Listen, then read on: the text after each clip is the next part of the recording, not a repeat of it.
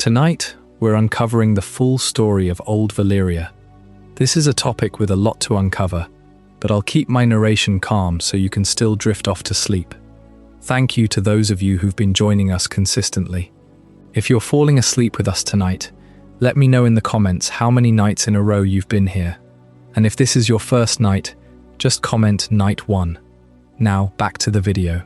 On a hot, broken peninsula in the far south of Essos, humble shepherds lived beneath a ring of volcanoes known as the 14 Flames. Their land was harsh and beautiful, marked by black stone, red earth, sulphurous springs, and mountains that rumbled in the distance. For most people, the flames would have been a warning. To the first Valyrians, they became the center of the world. Somewhere within those smoking peaks, living dragons made their nests. The dragons of Valyria were not the servants of men at first. They were ancient, dangerous creatures of fire and hunger, creatures large enough to darken the ground beneath their wings. Yet the shepherds who lived among the volcanoes found a way to approach them, tame them, and bind them to their bloodlines. The old tales say that blood magic was the key. Through arts now lost, the Valyrians joined their fate to the dragons, and in doing so, changed the course of the known world. A small people became Dragonlords. With dragons above them, no army could easily stand against Valyria. Walls, chariots, bronze shields, and disciplined ranks of soldiers all meant less when fire could descend from the clouds. Across Essos, the greatest power of that age was Old Ghis, an empire built on conquest and slavery. The Ghiscari had legions, wealth, and cities that had endured for centuries, but they had never faced an enemy who could turn an army into ash from the sky. Valyria fought Old Ghis in 5 long wars. Each conflict ended with the Ghiscari defeated by Dragonfire. In the final war, the Dragonlords marched upon the old capital itself. The city was burned so completely that even its name became a memory of ruin. The empire of Ghis was absorbed into the growing Valyrian freehold, though its people and its customs endured in the lands around Slavers Bay. After that victory, Valyria expanded slowly, steadily, and with astonishing confidence. The freehold was not ruled by a single king seated upon a throne. It was governed by powerful families of Dragonlords, noble houses, whose wealth, status, and strength rested on dragons and magic. They called themselves free, though countless others lived in chains beneath their rule. Roads of fused black stone crossed the continent. Mines were opened, cities paid tribute, colonies grew into the free cities that would later become wealthy and independent. Valyrian ships crossed seas that other sailors feared, while dragon riders watched from the heights. For nearly 5,000 years, the freehold stood as the greatest civilization in Essos. At its heart stood Old Valyria itself, a city of towers, palaces, forges, temples, and dragon pits, gathered in the shadow of the 14 Flames. Its people spoke High Valyrian, a language that would survive long after the city did. They shaped steel of unmatched quality, worked strange spells into stone, and created weapons that seemed to hold a trace of fire within them. But every wonder of Valyria stood close to the same mountains that had given the Dragonlords their power. In the year 102 before Aegon's conquest, the 14 Flames erupted. Not one volcano, nor 2, but the entire burning ring around the peninsula. Fire poured across the land. The earth split apart, mountains shattered, ash filled the sky, and the sea itself became choked with smoke, sulphur, and ruin. Old Valyria vanished in a single cataclysm, remembered forever as the Doom. The peninsula was broken, and the smoking sea was born in its place. Nearly every dragon in the world perished. The proud families of the Dragonlords disappeared with their city, their wealth, and the secrets they had guarded for thousands of years. An empire that had seemed eternal was gone. Far to the west, on the island fortress of Dragonstone, one Valyrian family survived. House Targaryen had left the freehold years earlier, carrying their dragons across the narrow sea. A century after the doom, their descendants would bring the last living dragons to Westeros, and from the ashes of a fallen world, they would begin a new age of fire and blood. To understand the height of the Valyrian freehold, we have to understand the world that came before it. And that world was dominated by a single, ancient name, Old Ghis. Old Ghis was not merely a kingdom, it was an idea. The idea that order could be imposed through absolute control. The Ghiscari legions were the finest soldiers of that age. They fought in tight formations, protected by scaled armor and tall rectangular shields. Their discipline was legendary, but beneath the shining legions was a foundation of suffering. The empire's wealth came from its slave mines and its plantations. Every great family in Ghis owned hundreds of slaves. The streets of Old Ghis were paved by slave labor. The pyramids of Ghis, stepped structures of brick, were built by the hands of men who were bought and sold as if they were cattle. This was the world that dominated Essos for thousands of years before Valyria existed. The Ghiscari looked west to the Valyrian Peninsula and saw a wasteland of fire and savages. They did not think to conquer it, because they did not think it was worth the cost. The tribes there had nothing the Ghiscari wanted. No gold, no silk, no spices, only sheep, stone, and smoke. And so they ignored it completely. The Valyrian Peninsula was a difficult land. A chain of volcanoes, the 14 flames, dominated the horizon, spewing ash and smoke into the sky. The soil was black and rich from the mineral deposits, but the ground rumbled constantly. Earthquakes were a common fact of life. The air smelled of sulfur. It was not a gentle place for growing civilizations. It was a place of shepherds and miners. The Valyrian shepherds were not a unified people. They belonged to dozens of different clans, each with its own customs and its own gods. They raised sheep and goats that could survive on the sparse grasses growing in the volcanic soil. They mined obsidian and copper. They lived in simple round houses of stone and thatch. The 14 flames dominated their lives entirely. The volcanoes erupted frequently, and when they did, the sky turned black and ash fell for weeks, sometimes months. The shepherds could not flee, they could only endure. This forged in them a certain fatalism, but also a profound resilience. They learned to live with fire. They learned to read the rumblings of the earth.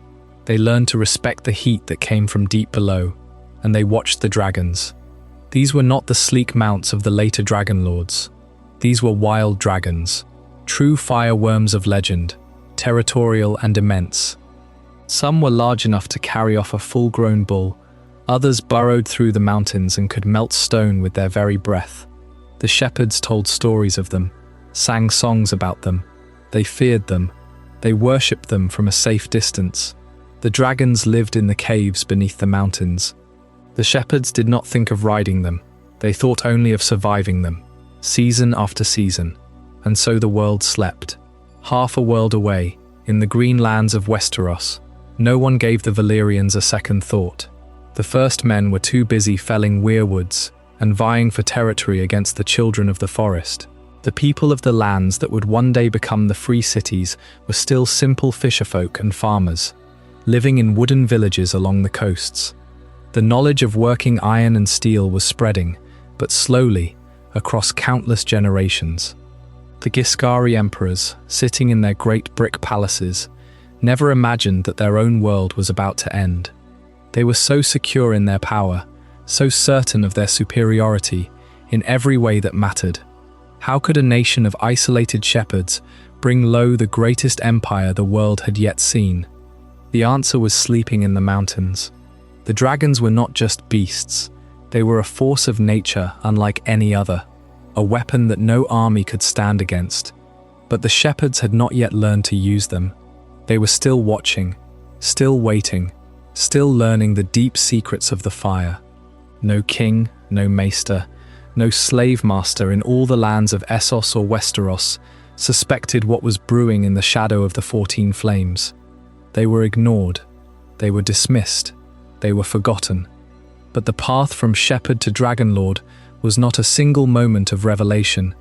It was a slow accumulation of knowledge, a quiet mastering of the world.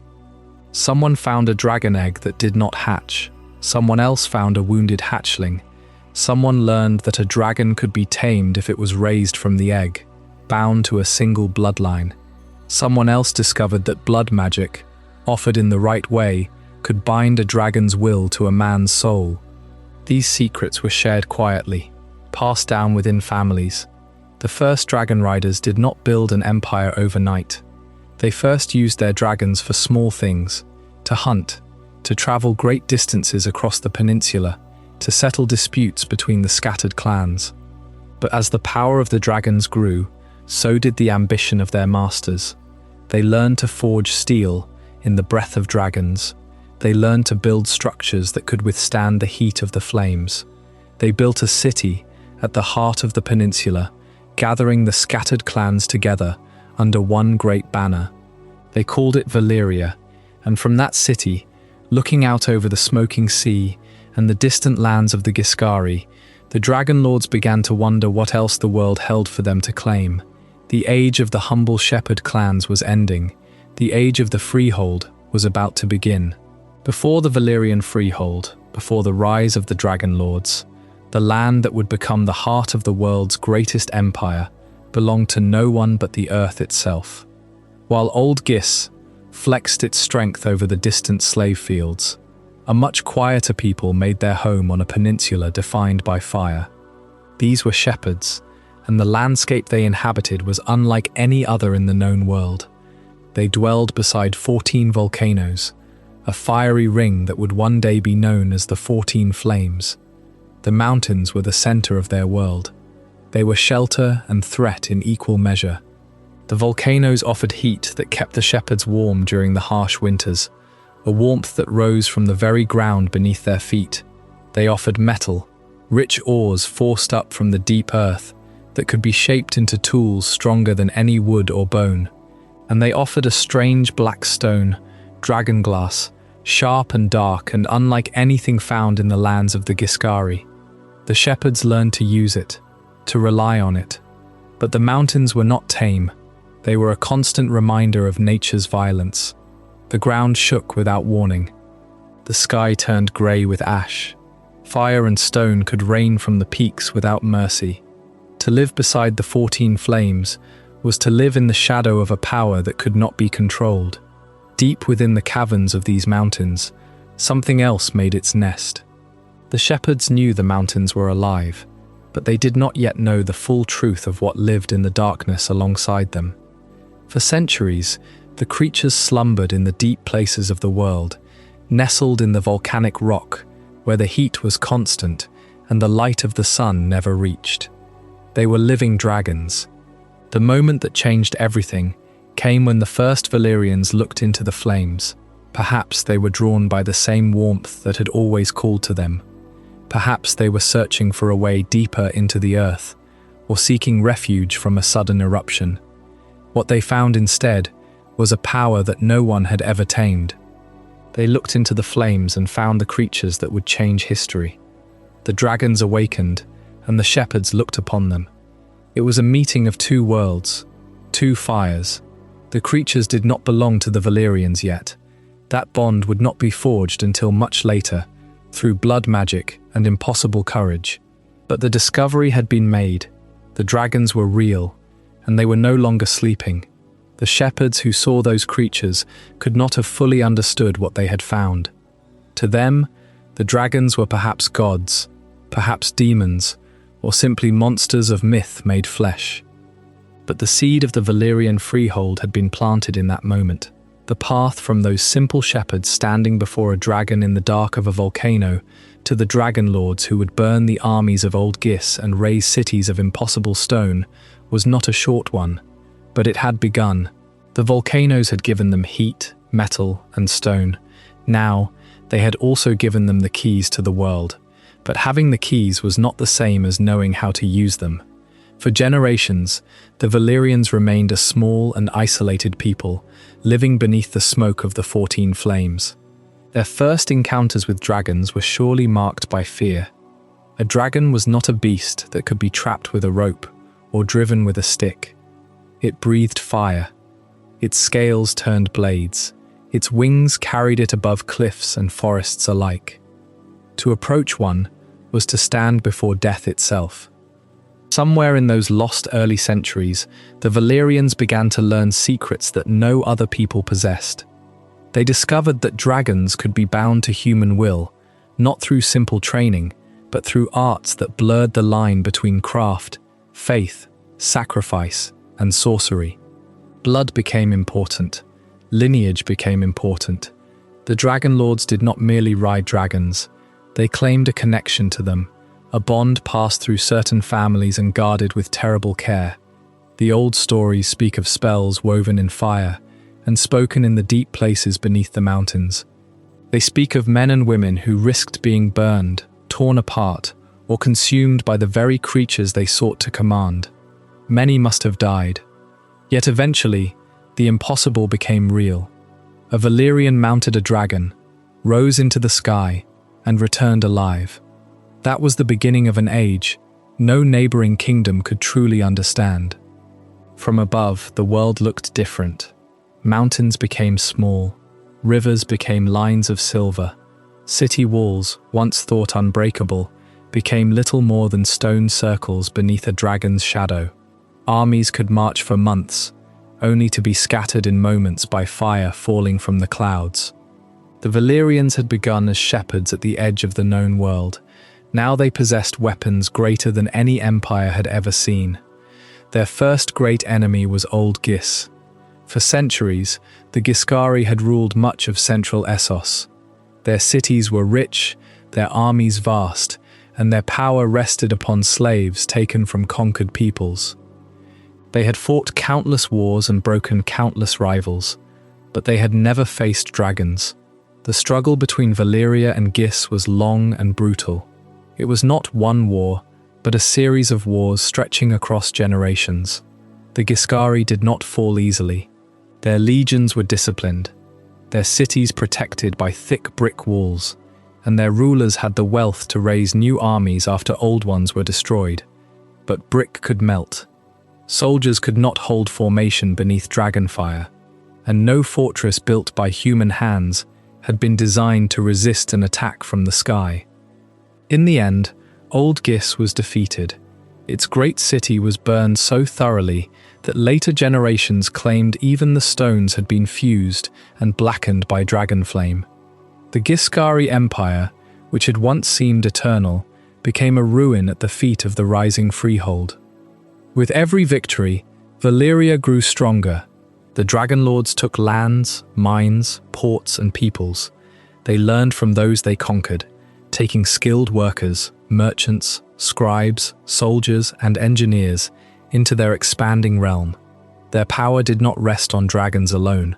It rested on steel, trade, slavery, sorcery, and the riches pulled from beneath the earth. The 14 Flames remained the heart of it all. They were more than mountains. They were the source of Valyria's wealth and its darkest knowledge. Beneath them, slaves labored in mines so deep and dangerous that few ever returned. They dug for gold, silver, copper, iron, and gemstones. They gathered the rare ores needed for the strange Valyrian steel that would become legendary across the world. Valyrian steel was said to be lighter, sharper, and stronger than ordinary metal. Its rippled surface held patterns like dark water, and its making required knowledge that vanished with the freehold itself. Some claimed Dragonfire was part of the process. Others believed spells were folded into every blade. Whatever the truth, a sword of Valyrian steel became a treasure, passed through noble houses for centuries. As their dominion expanded, the Valyrians built cities that reflected their belief that they stood above all other peoples. Towers rose in twisting shapes. Roads ran straight across vast distances. Great holds and palaces were carved from stone touched by volcanic heat. At the center of this world stood Valyria itself, a city of smoke, fire, wealth, and dragons. And still, beneath all its splendor, the freehold was built on a dangerous foundation. The same flames that gave the Valyrians their power had never stopped rumbling beneath their feet. Within the depths of the 14 flames, the Valyrian shepherds found more than heat and metal. They found the very creatures that would define their civilization: dragons. The discovery did not happen overnight. It was a gradual process of exploration. Tunnels leading deeper into the volcanic rock, chambers filled with a strange, sulphurous warmth, and then the first sight of scaled wings and serpentine necks, coiled in the shadow of the fire. The shepherds were not warriors. They were not sorcerers, not yet. But they were observers. They watched the dragons. They learned their habits. And then they attempted the impossible. They sought to bind the dragons to their will. Valyrian legend says the shepherds did not simply tame dragons through courage or skill. That is a romantic notion. But the old texts tell a harder truth.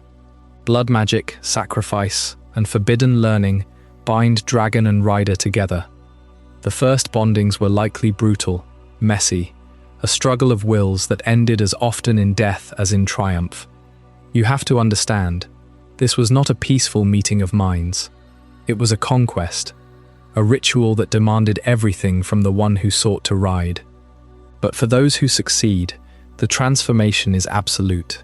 Families who master the beasts become something more than mortal rulers. They become the Dragonlords of Valyria.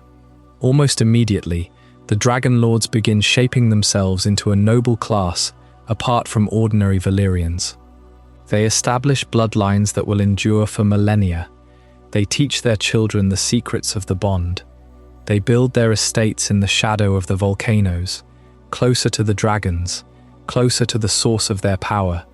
The rest of the population remains: the craftsmen, the farmers, the slaves. But the Dragonlords are no longer of them. They are above them. The Freehold is not a kingdom. It is an empire of equals, at least among the Dragonlords. They debate in their great halls. They compete for prestige, and they expand their territory. The first great test of their power comes in the west. The Empire of Old Ghis has dominated Essos for centuries. Their armies march in perfect formation. Their discipline is legendary, but they have no dragons. The Ghiscari Wars are brutal, yet ultimately one-sided.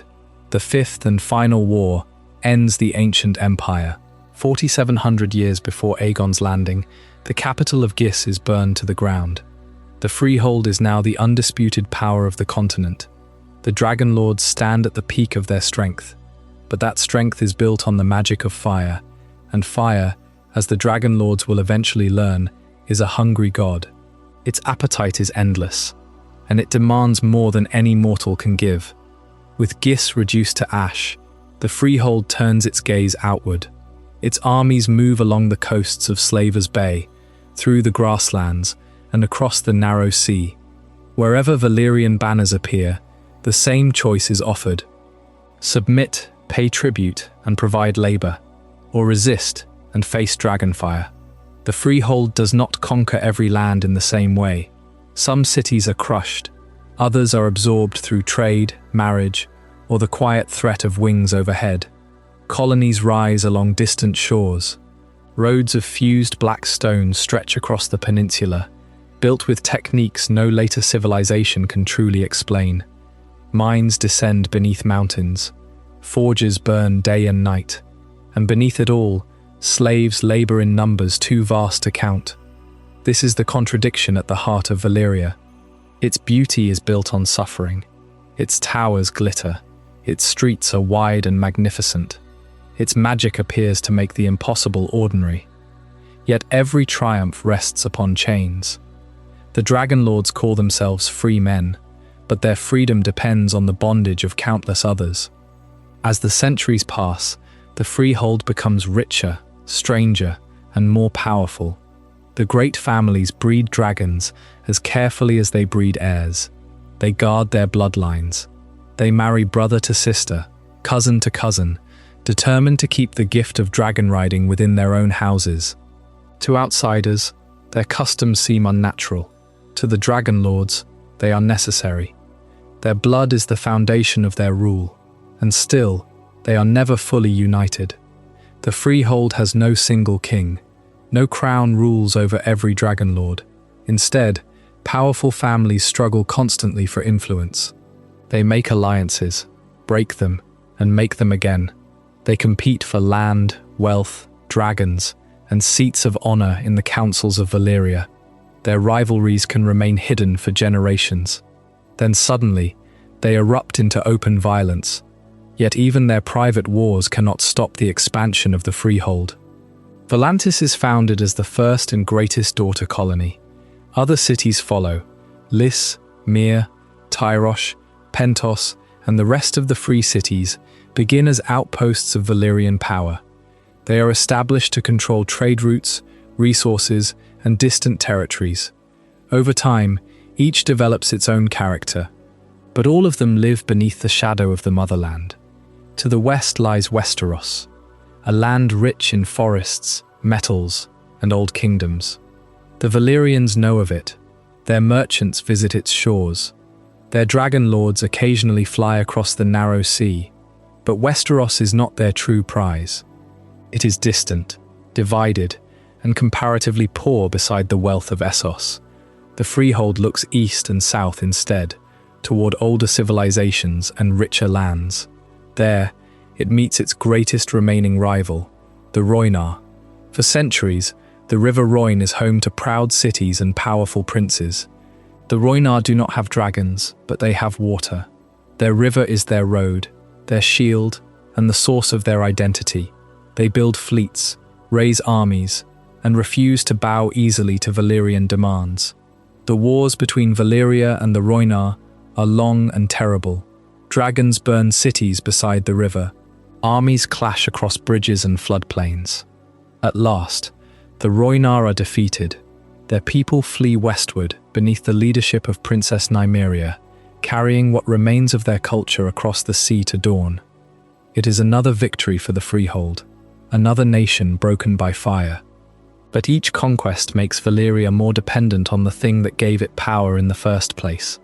Dragons must be fed, mines must be worked, volcanoes must be studied, entered, and exploited. The 14 Flames are not simply mountains. They are the beating heart of the Empire. Their heat powers the forges. Their depths provide rare metals and strange materials.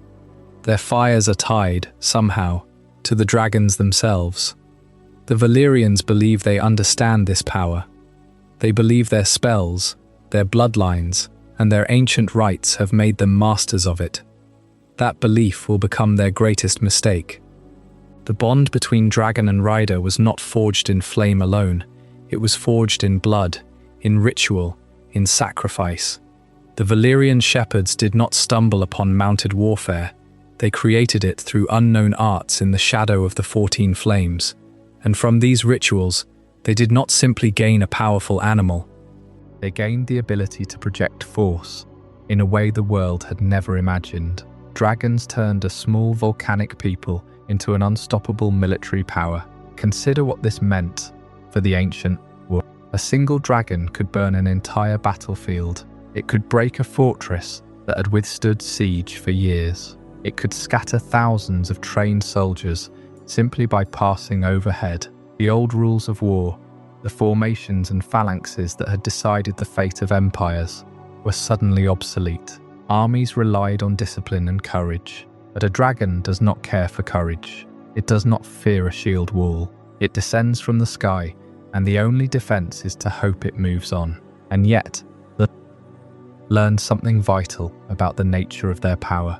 They learned that the sight of a dragon in the sky was often more devastating than the fire itself. A ruler who saw the shadow of wings pass over his city did not need to see it burn to understand that everything had changed. Valyrian riders learned that fear travels farther than flame. Whispers began to spread across Essos. Caravans brought stories of the smoking peninsula and the monsters it had birthed. City-states that had never paid attention to the Valyrians now watched the horizon with growing dread.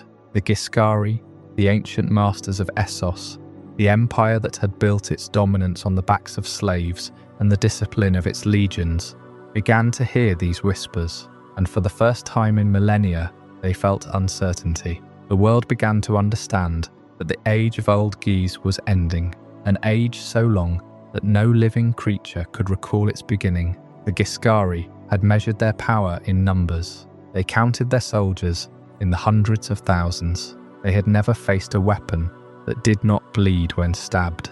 They had never faced an enemy that did not need to eat or sleep. They had never faced a dragon. When the first dragon descended on a Ghiscari legion, the soldiers held their formation. They struck the earth with their spears. They shouted their war cries. They did what they had been trained to do for centuries. The dragon passed overhead once. Its shadow stretched over the entire column, a darkness that swallowed the sun, and then the fire came. It was not a battle. It was a demonstration, a fundamental shift in the balance of power. The Empire of Old Ghis had conquered nations, enslaved peoples, and built towers of brick that seemed to rival the mountains. But it had never faced an enemy like this, an enemy that did not outnumber them, but outmatched them in a way that numbers could no longer measure. The Valyrians were not simply another rival, they were a new kind of power, and as the smoke cleared from that first battlefield, the foundations of the old order began to crack. The Freehold was no longer a distant rumour or a theoretical threat. It was a reality rising directly from the flames, and the world was only beginning to understand what that reality meant. The first war between Valyria and Ghis was not the last. It was only the warning. The Ghiscari believed they could adapt, that their ancient empire could answer this new terror with greater armies, stronger walls, and more slaves driven into the ranks. They rebuilt their legions. They raised new brick fortresses. They called upon the wealth of cities that had endured for thousands of years. But every answer they found belonged to the old world. Valyria belonged to the new one. Again and again, the Ghiscari marched against the Dragonlords. Again and again, their armies were broken beneath black wings and dragonfire. The wars stretched across generations, each one leaving more of the old empire in ruin. Fields became ash, roads filled with refugees. Great cities that had stood since the dawn of recorded history watched their towers collapse in rivers of molten stone. The final defeat of Old Ghis was absolute. Its famed capital, built from massive bricks and guarded by walls thought unconquerable, was reduced to a smoking grave. The Valyrians did not merely capture the city. They destroyed it so completely that its fate would become a lesson to every power that considered defiance. What remained was broken stone, poisoned earth, and the memory of an empire that had believed itself eternal. But conquest brought the Freehold more than territory. It brought wealth beyond imagining. The lands of Slavers Bay were fertile, their cities were rich, their people were numerous, and the Valyrians, who had once been humble shepherds among volcanic hills, learned quickly how to turn victory into an empire. They took the Ghiscari system of slavery and expanded it across the known world. Mines needed labour, farms needed labour, great roads, towers, temples, and military outposts needed labour. Every conquest fed the machine of Valyrian power. Captives were marched away in chains. Entire peoples became commodities, measured not by their names or histories, but by the strength of their backs and the price they could command in a market. This was the darker truth behind the glory of the Freehold. Its Dragonlords were admired, feared, and often worshipped. Their cities glittered with beauty. Their crafts were unmatched. Their roads crossed mountains and deserts. Their towers rose impossibly high above the earth. Yet beneath that splendour stood suffering on a scale few empires had ever imagined. The Valyrians did not conquer simply to defend themselves. They conquered as dragons made conquest seem inevitable. Once an enemy had no answer to Dragonfire, resistance became a question of pride rather than strategy. Some cities surrendered at the first sight of wings. Others tried to fight, only to learn that courage could not stop fire falling from the sky. Still, dragons alone could not rule an empire. They could destroy armies, but they could not collect taxes, manage ports, supervise mines, or govern distant cities. For that, the Freehold required laws, administrators, soldiers, merchants, and slave masters. It required a ruling class united by blood and divided by ambition. The Dragonlords became the heart of that ruling class. Families of ancient Valyrian descent claimed dragons, wealth, and influence. They competed for prestige in the courts of the Freehold. They made alliances through marriage. They plotted against rivals. They sought greater holdings, greater honours, and greater access to the secrets of dragon breeding and sorcery. For all its power, Valyria was never a kingdom in the simple sense. There was no single crowned monarch sitting above all others. The Freehold was ruled by powerful families whose influence rose and fell like fire within a volcano. They could unite against foreign enemies, but within their own borders, rivalry was constant. That rivalry would shape the future of the world. As Valyria expanded westward, eastward, and northward, every neighbouring civilization was forced to decide what survival meant.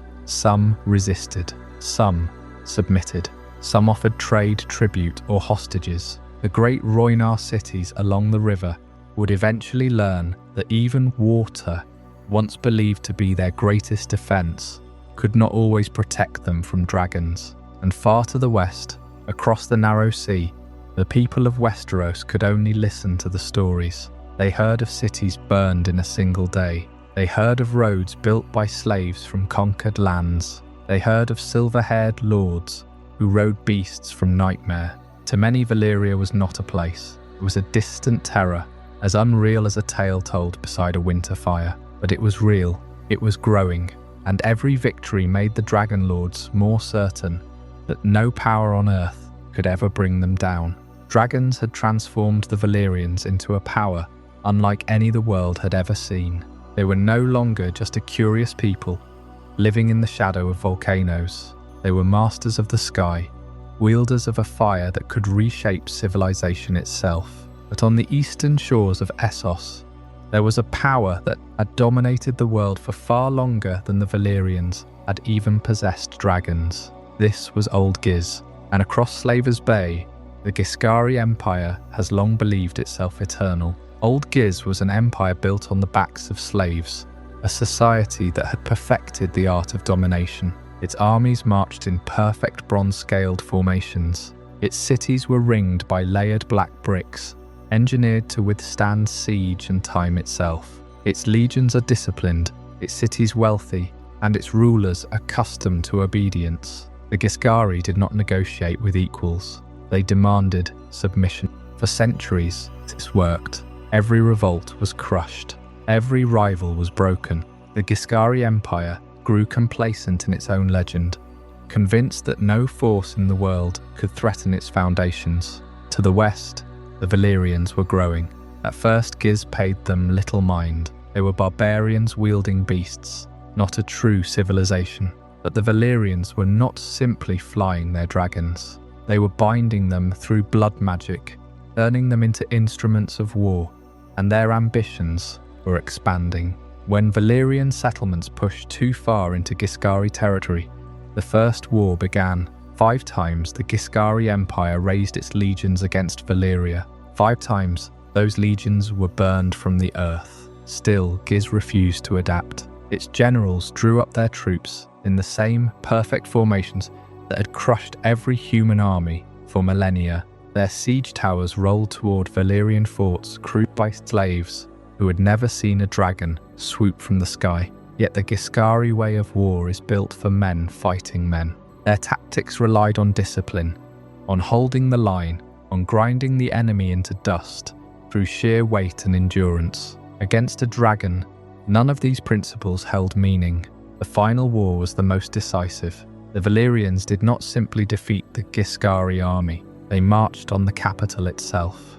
Against Dragonfire, bronze harpies and brick walls offer little protection. The great bronze harpies that guarded the gates of Ghis, symbols of an empire that considered itself eternal, began to glow.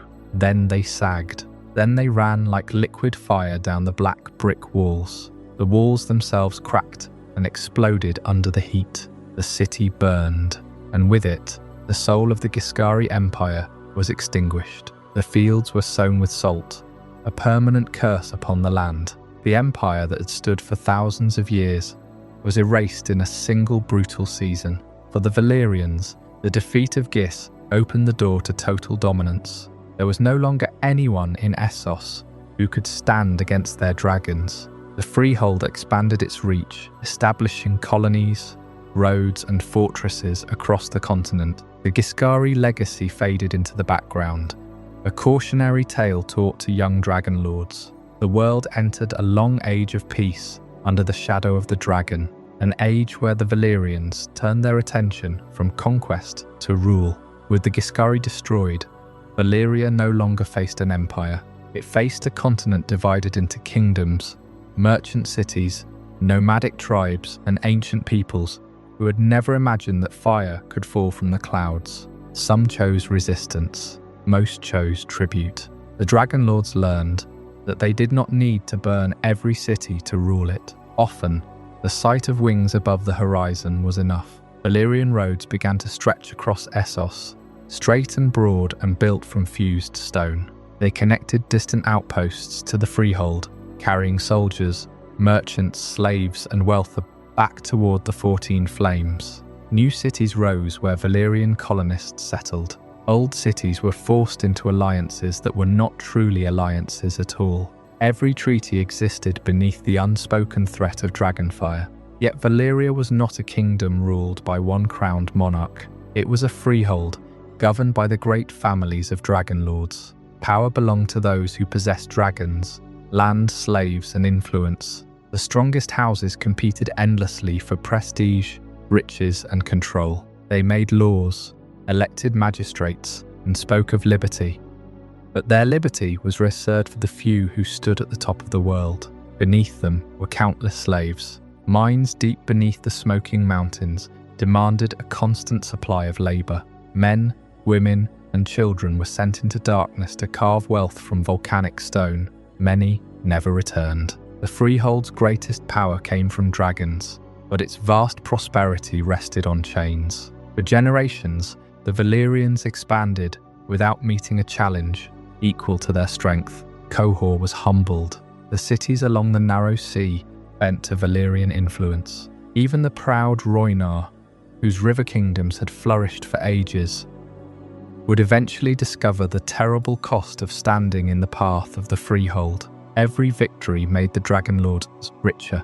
Every conquest convinced them that their rule was natural. They had defeated Old Ghis, the greatest empire of its age. They had mastered roads, magic, warfare, and flame. In their eyes, there was no limit to what Valyria could become.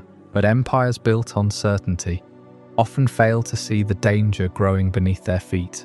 The 14 Flames gave the Valyrians their dragons, their forges, and their unmatched weapons. They also slept beneath the heart of their civilization, vast and restless, waiting in silence. The Ghiscari Empire believed itself eternal. Its legions were the finest in the world, its cities wealthy beyond measure, its rulers accustomed to absolute obedience. For thousands of years, the Harpies of Ghis had ruled Slaver's Bay with an iron fist. You can understand why they did not tremble at the thought of Valyria. To them, war was a simple equation.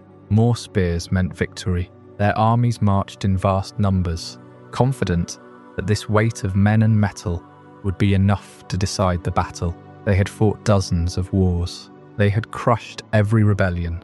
They had never faced anything like the 14 Flames. On the fields of the disputed territories, the Ghiscari formed their legions, rows upon rows of soldiers in bronze and iron, with slave soldiers and war elephants standing ready. It was a breathtaking spectacle of military might.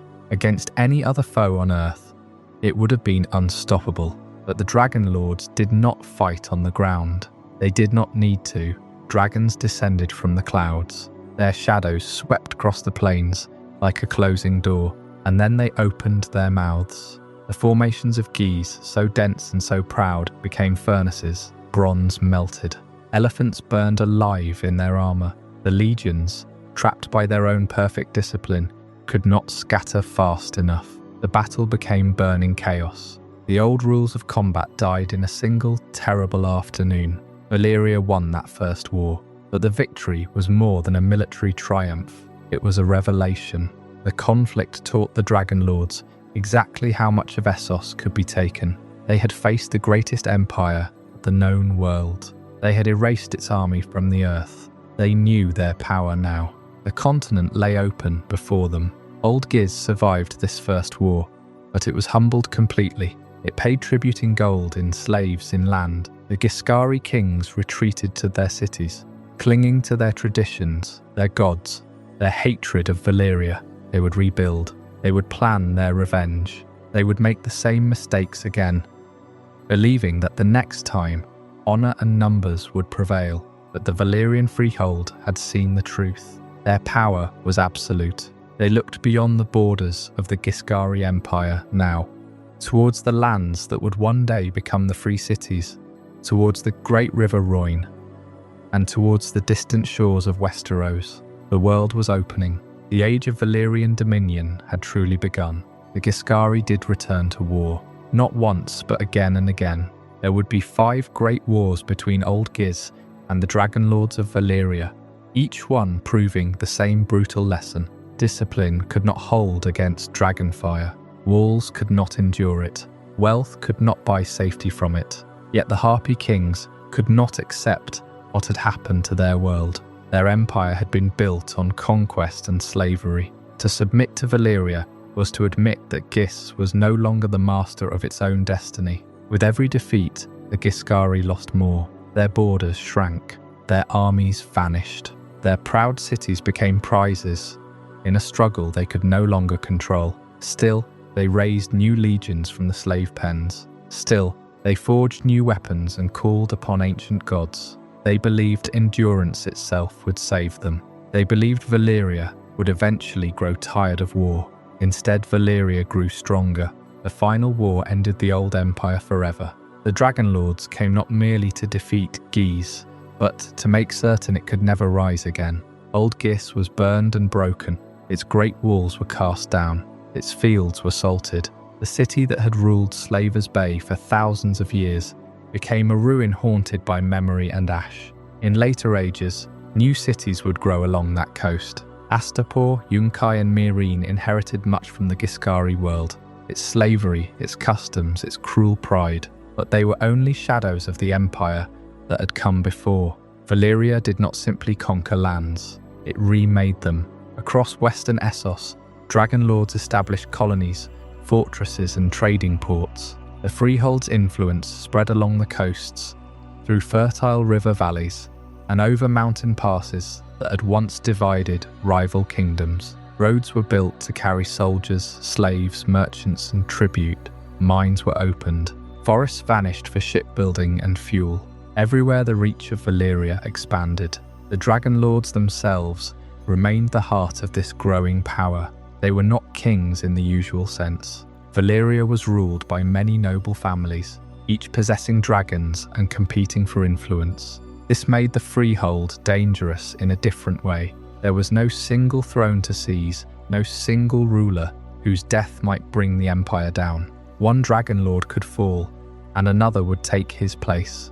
The Freehold was a great machine powered by ancient blood, ambition and fire. To the west lay the lands of the Andals and the Narrow Sea. Valyrian settlers founded colonies that would become the great free cities. Volantis rose first and greatest among them, a city of immense walls, old blood and vast wealth. Others followed over the centuries, each shaped by Valyrian language, law and trade. Liz became famous for beauty and pleasure, Maya for its craftsmen, Tyrosh for its merchants and dyes. Pentos, Bravos, Lorath, Norvos and Qohor would all find their own paths, though not all of them began as loyal children of the Freehold. But Valyria's greatest conflict after Ghis came along the Rhoyne. The Rhoyne was more than a river. It was the lifeblood of an entire civilization. Along its waters stood countless towns and cities, joined by trade, faith and shared identity. The Rhoynar were sailors, fisherfolk, merchants and warriors. They worshipped Mother Rhoyne, the river they believed protected and sustained them. For generations, they watched Valyria spread closer to their shores. At first, the Dragonlords took settlements one by one. A city might resist, then surrender after seeing dragons circle overhead.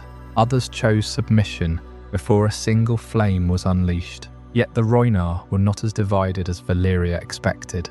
In time, a great leader named Garin gathered the river cities behind him. His forces were said to be enormous, vast enough to make even the Dragonlords take notice. For a brief moment it seemed possible that the advance of Valyria might be stopped. Garin's army won victories against the Freehold's forces on the ground. Valyrian soldiers died. Their colonies were threatened. The Dragonlords had discovered that even their empire could bleed. But when Valyria answered, it answered with dragons. The battle that followed was not remembered as a contest between armies. It was remembered as a slaughter. Dragonfire turned the riverbanks into killing grounds. Men fled into the Rhoyne, only to drown beneath the weight of armor and panic. Boats caught fire, cities burned. The waters themselves were said to steam beneath the heat of the dragons. Garin was defeated, captured, and carried away in chains. The hopes of the Rhoynar died with him. Yet the story did not end there. Many survivors refused to live beneath Valyrian rule. Led by Princess Nymeria, they gathered their people onto a vast fleet of ships and fled downriver toward the sea. Their journey would carry them across the known world, through hardship, disease and war, until at last they reached the shores of Westeros. There, Nymeria and her people would help shape the kingdom that became Dawn. For Valyria, however, the victory over the Rhoynar confirmed what the defeat of Ghis had already taught. No rival civilization could stand against the dragons for long. The Freehold had become the greatest power the world had ever known. From the smoking peaks of the 14 Flames to the distant waters of the narrow sea, its shadow stretched farther with every generation. And still, the Dragonlords believed their dominion would last forever. The First Ghiscari War ended with Valyria victorious, but the Shadow of Old Ghis did not lift from the east. It settled instead into a bitter, unyielding refusal to accept what the smoke and ash had proven. Old Ghis refused to disappear after that one defeat, and war returned again and again. In total, 5 separate Ghiscari wars stretch across centuries of bloodshed and destruction. This is what history remembers as the 5 Wars of Fire. Between the wars, the Valyrian freehold grew rich. The dragons were not merely weapons of war, they were living symbols of a power that could not be challenged. The Valyrian language spread across the continent. The roads of the freehold began to creep outward, built by the hands of Ghiscari slaves taken in the earlier conflicts. The cycle of war enriched Valyria and drained Ghis. But the Dragonlords had no interest in a prolonged occupation of Ghiscari lands. They burned the armies, took what they wanted, and returned home to their volcanoes, satisfied with the demonstration of power. But for the rulers of Ghis, the ancient families who had commanded the legions and owned the mines, there could be no peace. Their entire identity was built on dominion. To submit to a younger nation of shepherds who had stumbled upon dragons was not just a military defeat, it was an existential impossibility, and so they rebuilt. The Second Ghiscari War erupted a generation later.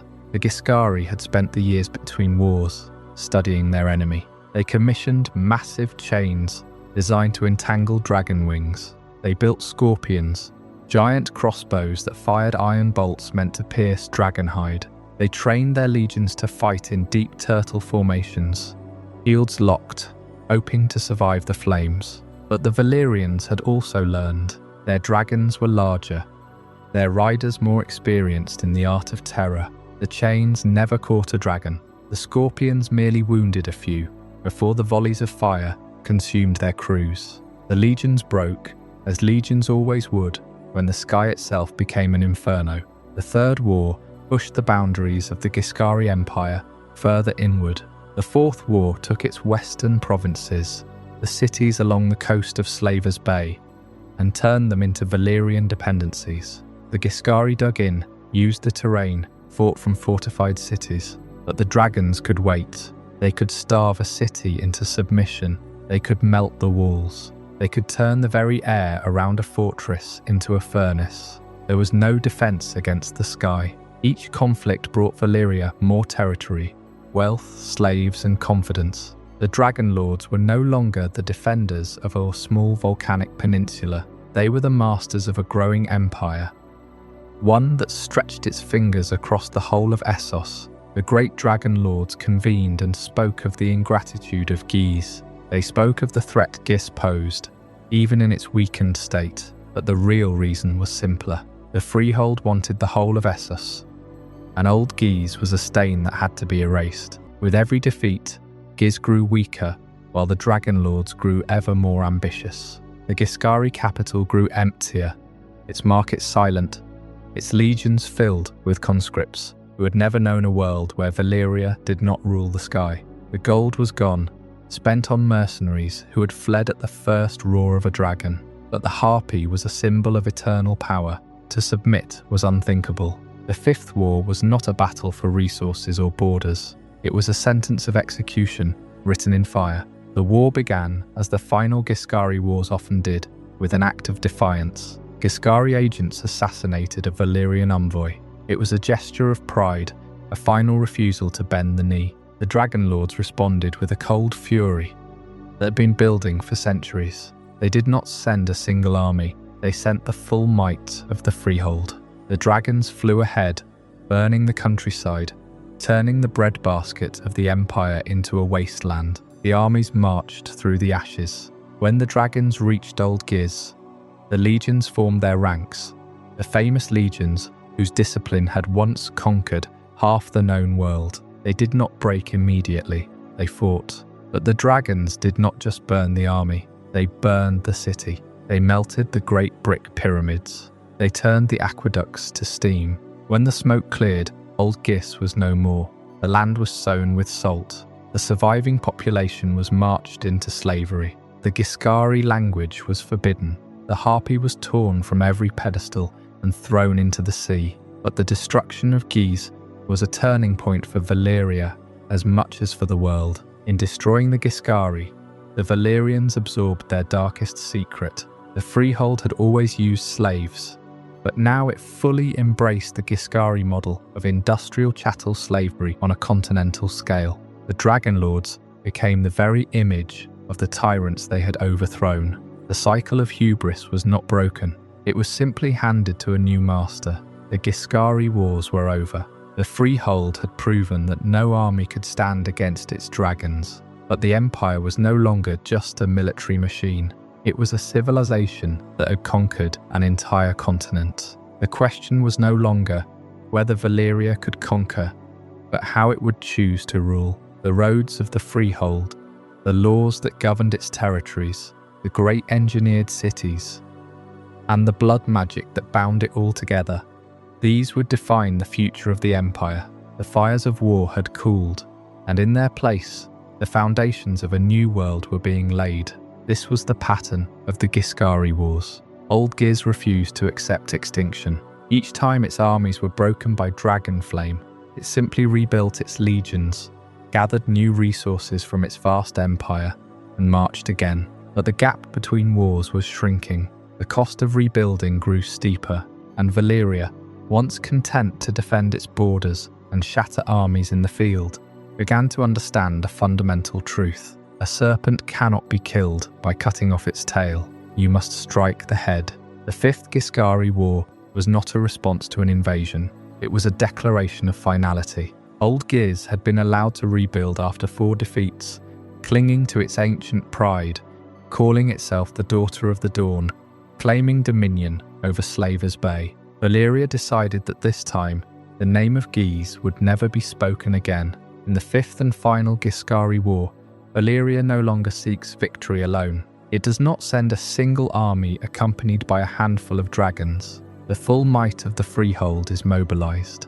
Every Dragonlord who can ride is summoned. Dragonlords march upon the ancient Ghiscari capital itself. The legions of Ghis form their famous lockstep ranks, the bronze shields polished, the harpies gleaming. They had crushed every rival in their history. They had never faced 100 dragons working together in coordinated fire. Discipline means nothing against a sky filled with wings. The bronze tips of their spears melt before they can be thrown. And then the Dragonlords reached the city. Old Ghis was not built for siege. It was the heart of an empire that had never known true conquest. Its walls were high, its towers grand, its pyramids filled with the accumulated wealth of thousands of years. The city that once dominated Essos is burned, broken and brought into the Freehold. But brought into the Freehold is a generous way to describe annihilation. The Great Pyramids are scorched black. The temples to the gods of Ghis collapse in clouds of ash. Every symbol of Ghiscari authority is systematically destroyed. The slave markets, the public baths, the senate chambers, all reduced to rubble by dragonfire. The city does not surrender. It is erased. The fall of Old Ghis announces that no empire can stand against dragons. This is the lesson that shapes the world for the next 5,000 years. Valyria does not offer terms. It does not leave a puppet ruler. It scatters the surviving population across the continent, dismantles the colonial administration, and burns the old records. The Ghiscari Empire is not merely defeated, it is dead. What remains are the cities of Slavers Bay, Meereen, Yunkai, Astapor, which will eventually rebuild as pale imitations of the old culture, mimicking the slave-based economy without the political unity that once made Ghis dangerous. But for Valyria, the victory is absolute. With the Ghiscari threat removed, there is no power left on Essos capable of challenging the Freehold. The Valyrian Peninsula is no longer a remote volcanic refuge fighting for its survival. It becomes the centre of a new world order. The age of the Ghiscari Empire is over. The age of the Valyrian Freehold has truly begun. Yet the destruction of Old Ghis did not make Valyria peaceful. It made Valyria hungry. The Dragonlords had discovered what their power could accomplish when it was turned outward with full force. Across Essos, kings, merchants and warlords received the same message from the smoking ruins of the Ghiscari capital. Resist, and there will be nothing left to rule. The Freehold expanded east and west, claiming fertile lands, strategic rivers, and mountain passes rich with metal. Colonies became outposts. Outposts became cities. Roads were laid across enormous distances, binding the growing empire together beneath Valyrian law. At the heart of this system stood the Dragonlord families, each jealous of its blood, its beasts, and its influence within the Freehold. Valyria was not ruled by a single emperor. It was governed by competing noble houses. All of them descended from the families who had mastered dragons. This gave the Freehold immense strength, because no one Dragonlord could easily seize absolute control.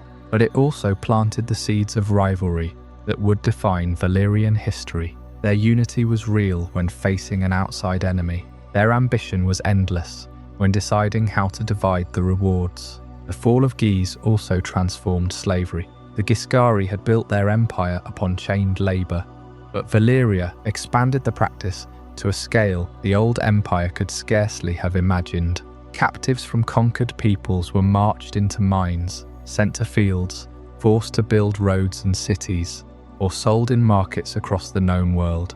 The Freehold brought order, trade, and astonishing wealth. It also brought suffering wherever its armies went. For the people of Slavers Bay, the memory of Old Ghis became both a source of pride and a warning.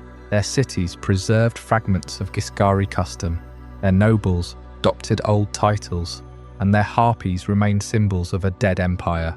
But they could no longer claim to be masters of their own destiny. The age of the great Ghiscari legions was gone. Dragonfire had ended it forever, and Valyria did not stop at the shores of Slavers Bay. It looked toward the Rhoyne, toward the rich western lands, toward the distant coasts of Westeros. Every new conquest added gold, slaves, soldiers, and resources to the Freehold.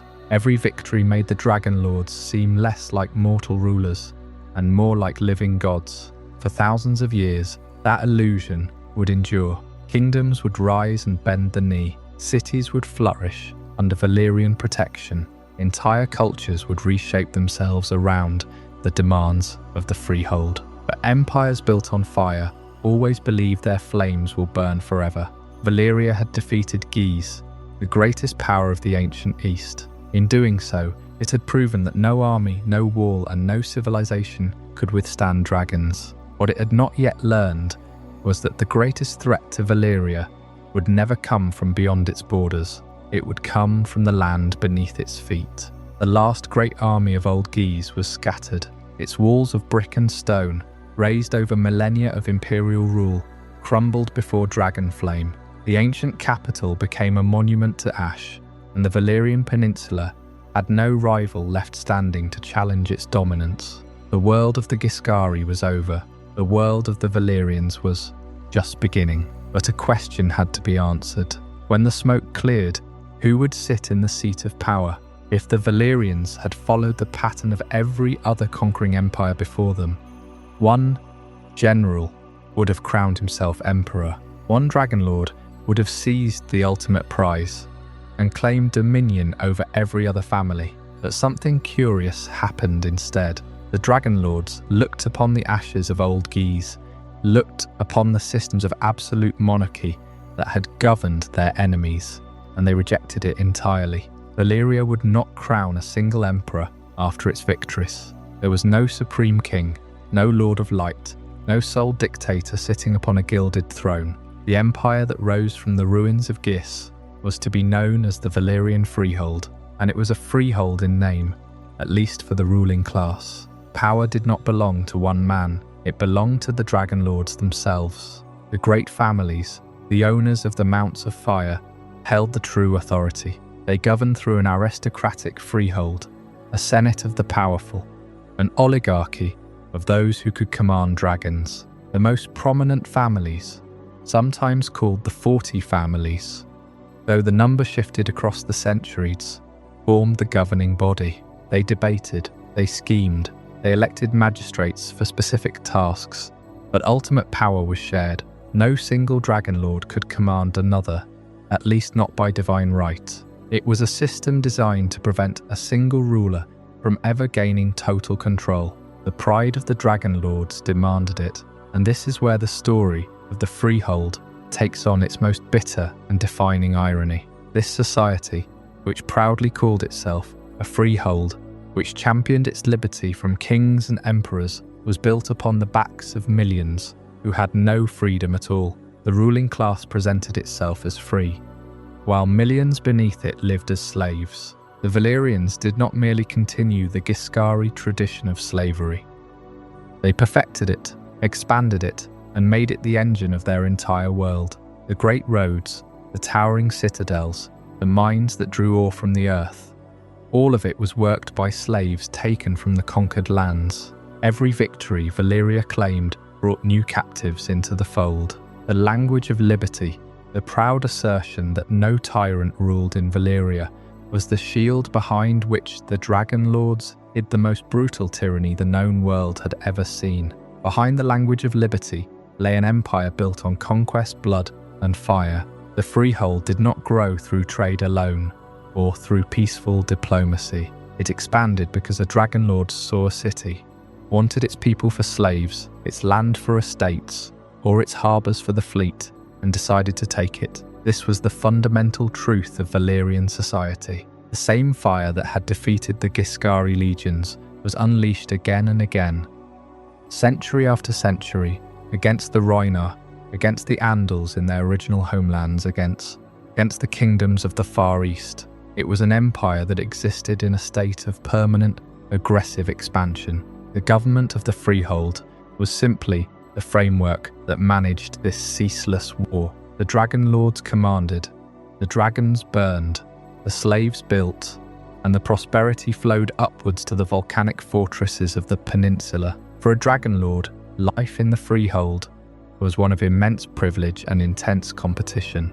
There was no emperor to appeal to, no final authority to settle disputes. A family's power was measured by the strength of its dragons, the number of its slaves, the wealth of its holdings. A Dragonlord could pursue any ambition as long as no other coalition of Dragonlords stood in the way. It was a society that encouraged ruthless ambition, and it was this very structure, this proud freedom of the masters, that would define the character of the Valyrian civilization for the next 5,000 years. The unique structure of the Freehold was the source of both its incredible resilience and its deepest instability. An emperor can be assassinated, his dynasty ended, his empire fractured by succession crises, but the Freehold had no single head to sever. The 40 families formed a hydra. Defeat one Dragonlord and 10 others remained. Destroy one city, and the Freehold simply moved its seat of power. This decentralized strength allowed Valyria to absorb defeats that would have shattered a traditional empire. Wars were conducted by coalitions of families, not by a single army, and the spoils of those wars fed the ambition of every Dragonlord. Yet this very system bred its own unique tensions. Without a supreme authority, disputes between families could only be settled through political maneuvering, ritualized duels, fought with sorcery and dragonfire, or outright civil war. The history of the Freehold is a history of great achievements, shadowed by constant, simmering conflict among its masters. But this conflict was a feature, not a bug. It kept the Dragonlords sharp, it culled the weak, and it ensured that only the most ambitious and ruthless families rose to the highest levels of power. And it was this strength, armed with dragons, built by slaves, and governed by an aristocracy of fire, that extended Valyrian influence across the known world. The Freehold became the heart of an empire that stretched from the narrow sea to the far eastern reaches of Essos. The Dragonlords looked out from their volcanic peninsula and saw the world their domain. The ironies of its founding, the freedom of the masters, and the enslavement of the multitudes became so deeply ingrained that they were no longer questioned. This was simply the natural order of the world, as the Dragonlords saw it. As the Freehold expanded, the sorcery of the Blood Mages grew increasingly sophisticated. The great works of Valyrian civilization, the towering roads, the enchanted steel, the very control of the dragons themselves, depended upon the mastery of this blood magic. The families who understood these arcane arts held power that transcended mere military strength. The Valyrian Freehold was a society that formally rejected the rule of a single emperor, but it did not reject hierarchy. The hierarchy was simply defined by proximity to the fundamental source of power: the fire of the 14 flames, the blood of slaves, and the obedience of dragons. A Dragonlord was not just a noble. A Dragonlord was a sorcerer king, ruling over a private domain of terror and wonder. This was the Valyrian Freehold, a contradiction rendered in fire and steel, a political experiment that refused the crown only to forge 1,000 invisible shackles, a society that spoke of liberty while drowning the world in chains. And so it stood, at the dawn of its dominance, ready to call the entire world its hunting ground. The Valyrian Freehold had no single ruler, no emperor, no high king. If you wanted to understand power in this ancient empire, you could not look to a single throne. You had to look to the families. The noble houses of the Freehold were unlike the feudal lords of Westeros in almost every way. In the shadow of the 14 flames, sprawling palaces were built into the sides of the volcanoes themselves, heated by the very magma that flowed beneath the earth. These were families who had mastered a secret that no other civilization had ever fully unlocked: the secret of binding dragons to their bloodlines. This was not a knowledge that could be written down in simple terms. It was passed through the blood itself. To be born a Dragonlord was to carry the potential for fire in your veins. Dozens of noble houses possessed dragons, ancient bloodlines, and private ambitions. A house without a dragon was a house without a voice. And so, each family guarded its eggs, its knowledge of binding, its blood mages, with a jealousy that bordered on obsession. These were not just lords, they were priest kings, wielding magic that predated their own understanding. The bond with a dragon was not a simple contract. It was a mystical connection, forged in the flames of the 14 flames and sealed with sacrifice. The most powerful families were those who best understood this bond, who could coax the largest dragons from their eggs, who could ride the most temperamental beasts. Rivalries festered for generations. A misstep in a marriage negotiation, a public insult, a failed campaign, Any of these could doom a house to obscurity, or worse, to extinction. Political power in the Freehold was a delicate and complex equation. A dragon was the greatest single asset, yes. The size of your beast, its temperament, its lineage, all of this mattered deeply. But a dragon was only the beginning. Political power depended on dragons, marriages, wealth, magical knowledge, and influence. Marriages forged the bonds between houses. A well-placed son or daughter could secure an alliance that lasted for generations, or guarantee a seat on the ruling council of a conquered city. Wealth was equally vital. The Valyrian freehold was built on the backs of slaves, and the gold from the mines of the conquered east and the trade routes of the summer sea flowed through the hands of the Dragonlords.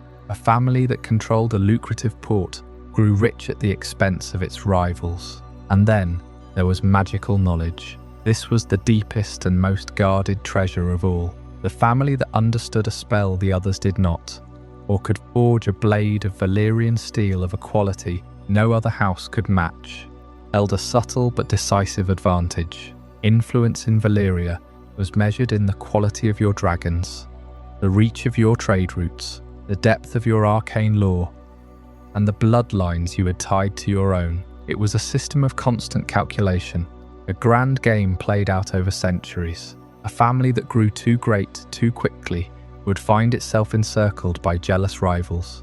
A family that showed weakness would be devoured.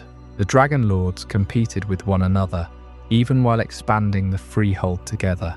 This paradox was the defining feature of their civilization. When a foreign power threatened, or a rich new territory was discovered, the families united. Their dragons darkened the sky together, and the freehold grew.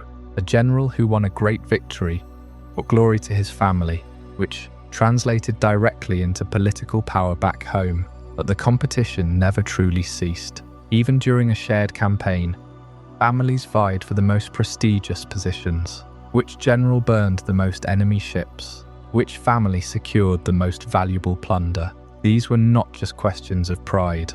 They were questions of survival. They were partners in empire, but rivals in ambition. The Great Council of the Freehold was made of representatives from the most powerful houses, and every decision was a negotiation, a careful weighing of favours and threats. It is easy, looking back through the lens of Westerosi history, to see the Targaryens as the centre of the Valyrian story. Their dragon, Valerian, was the greatest of his time. Their conquest of Westeros reshaped a continent, but within the freehold itself, House Targaryen was only one family among many, and far from the greatest of them. They were considered a middle-ranking house, respectable but not dominant. Other families, whose names are now completely lost to history, boasted dozens of dragons in their possession. Their wealth, their influence in the capital, and their mastery of magical arts eclipsed the Targaryens entirely. The Targaryens were known to keep to themselves. They were introspective, even strange, by the standards of other Dragonlords. They held a belief, a prophecy given to them in a dream, that the freehold would one day burn. This belief made them seem eccentric. It did not make them powerful. It made them outsiders. Their eventual survival was an accident of this very obscurity. They were not important enough to be in the capital. When the end came, the entire structure of the freehold depended on a single resource: the 14 flames. The volcanoes of the Valyrian Peninsula were not just a scenic backdrop. They were the literal heart of magic. The Dragonlords who controlled the access to the flames controlled the destiny of the Empire. They bled their slaves into the fiery pits as offerings. They whispered their most powerful prayers into the rising steam. They believed the volcanoes were a gift from the gods they worshipped, a font of eternal strength. But the flames were not a passive resource. They were alive, in a sense, and they demanded a price for the power they gave. The blood mages of the families understood this better than anyone. They saw that the ground itself was growing restless. The rituals that bound the dragons seemed to require more and more blood with each passing generation.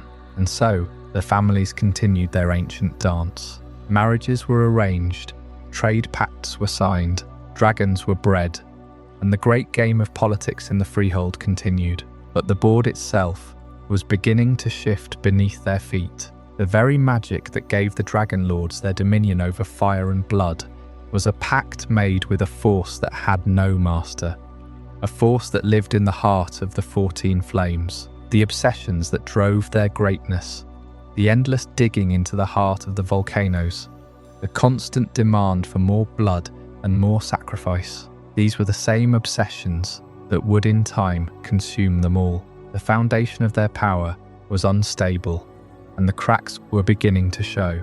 The noble families of Old Valyria held dragons, held power, and held influence over the Freehold. But an empire of Dragonlords cannot remain still. The volcanic heart of Valyria beat with ambition, and that ambition pulsed outward along a network of roads, across the seas, and deep into the soil of a continent. Valyria spread westward and eastward and northward across much of Essos. Where the Dragonlords flew, the Empire followed.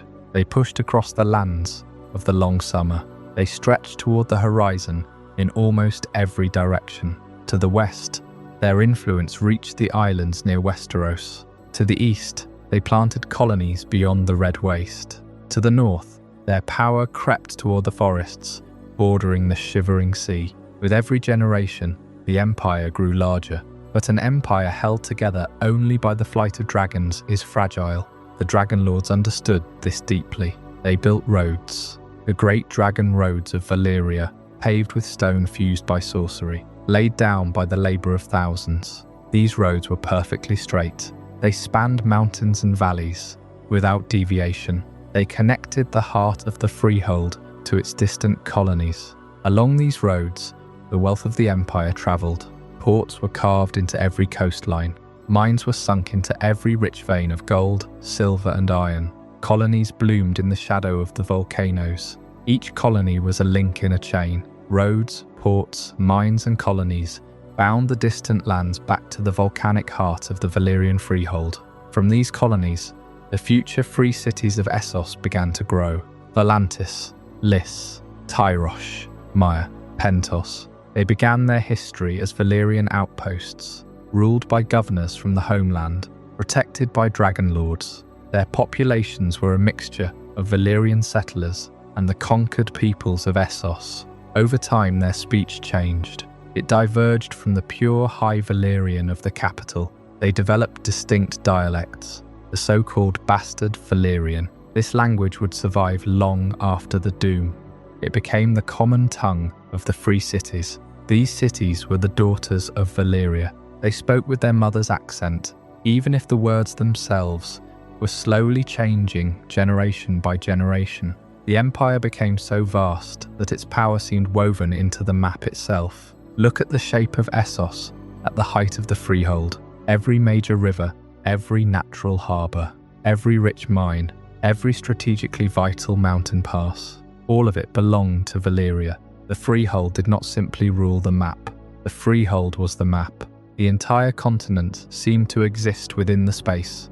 The Dragonlords allowed it. Trade, travel, language, law, all of it flowed from the peninsula. This was the source of its greatest strength. It felt permanent. It felt like a law of nature, a world with Valyria at the centre. And this feeling, this illusion, was the seed of its deepest vulnerability. Because a map is made of edges as well as centres. The roads of the empire did not stretch everywhere. The ports were not built on every shore. The language of Valyria was not spoken beyond every horizon.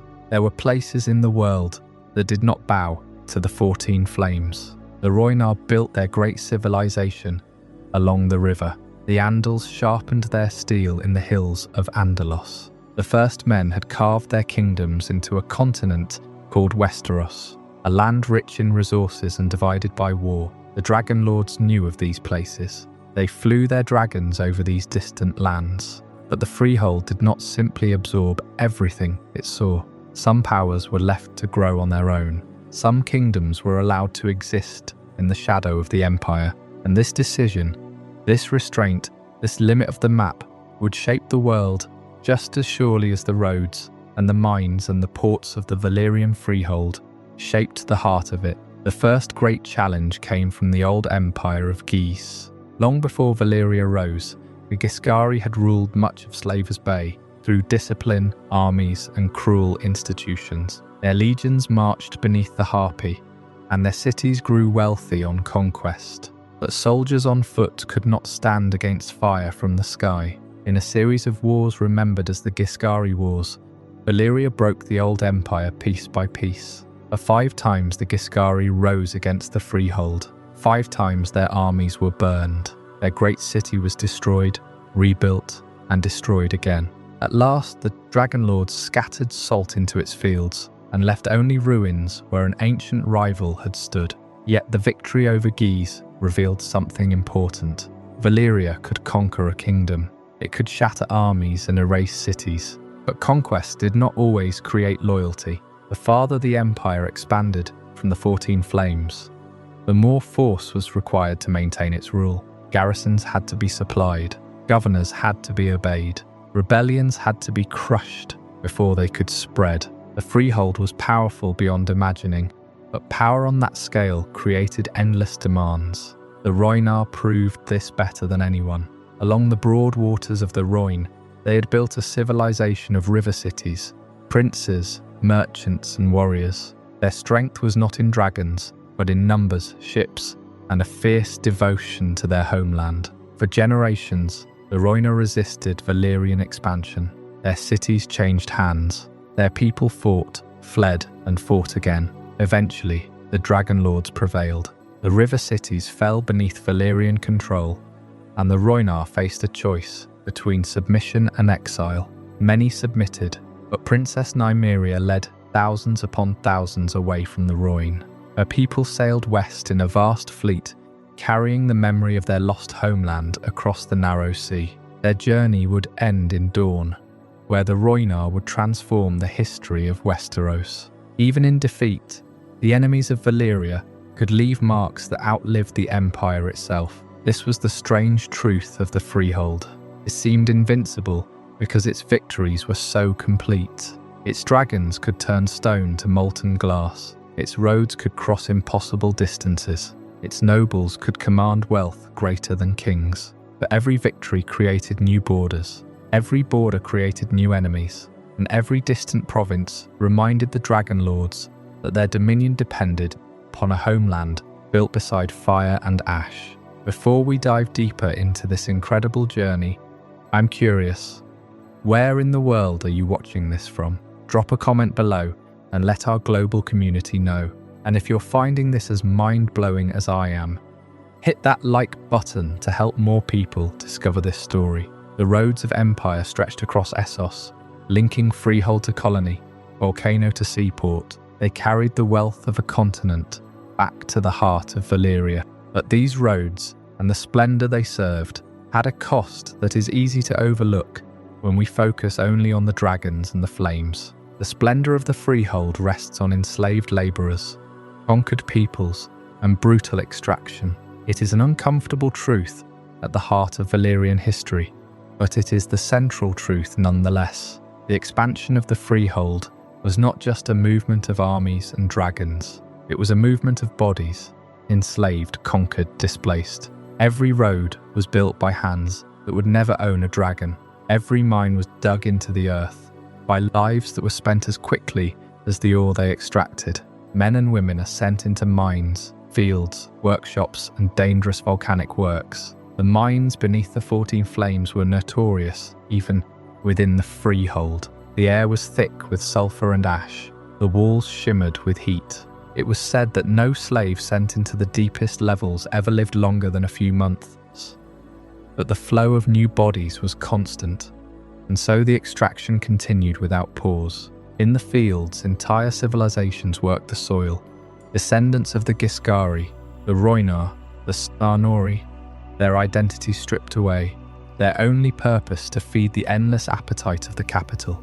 In the workshops, artisans who had once created beauty for their own people now toiled to forge Valyrian steel, to craft the fused stone that made the Dragonlords' fortresses, to weave the impossible fabrics that adorn their bodies. And in the volcanic works themselves, Deep in the vents of the 14 Flames, the blood mages conducted their rituals. The heat was unbearable, the gases were deadly, and the sacrifices were constant. Slaves were brought to these fiery temples not just to work but to die, their blood and life force, feeding the magic that kept the dragons bound to their riders and the spells of the Freehold intact. The Dragonlords command wealth beyond imagining, while others pay for it with their lives. This was the foundational contract of the Valyrian Freehold. The Dragonlords provided fire and conquest. The slaves provided everything else. The palaces of Valyria were structures of such artistry and magic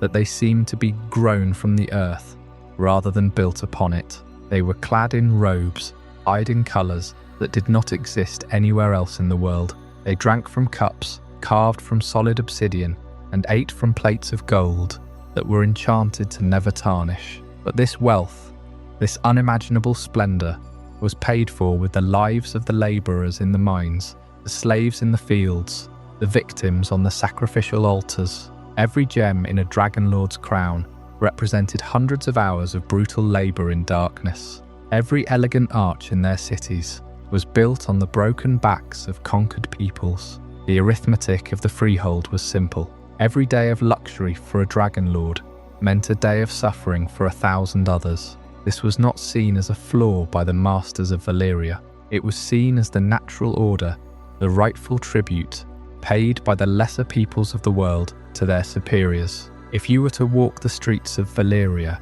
at its peak, you would see the most magnificent city the world had ever known.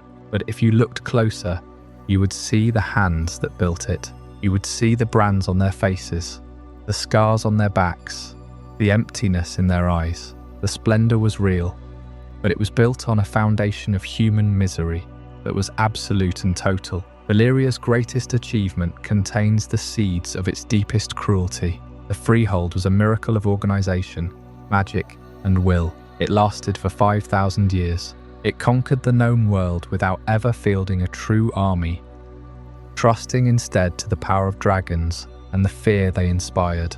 It created wonders that the world has never seen since. And yet, this very system, built on the absolute separation of the Dragonlords from everyone else, created a profound weakness. The empire was brittle. There was no loyalty from the conquered peoples, only terror. There was no solidarity among the slave population, only despair. The very magic that held the empire together was fed on suffering, and suffering creates its own kind of poison. And when the system broke, when the 14 Flames finally reacted to the endless extraction, to the deep mines that pierced their roots, to the blood magic that had been practiced for millennia, there was no one left to save it. The slaves did not fight for Valyria. The conquered peoples did not mourn the Freehold. The other Dragonlords were too consumed by their own internal rivalries to unite against the catastrophe. The very foundation of the empire was built on suffering.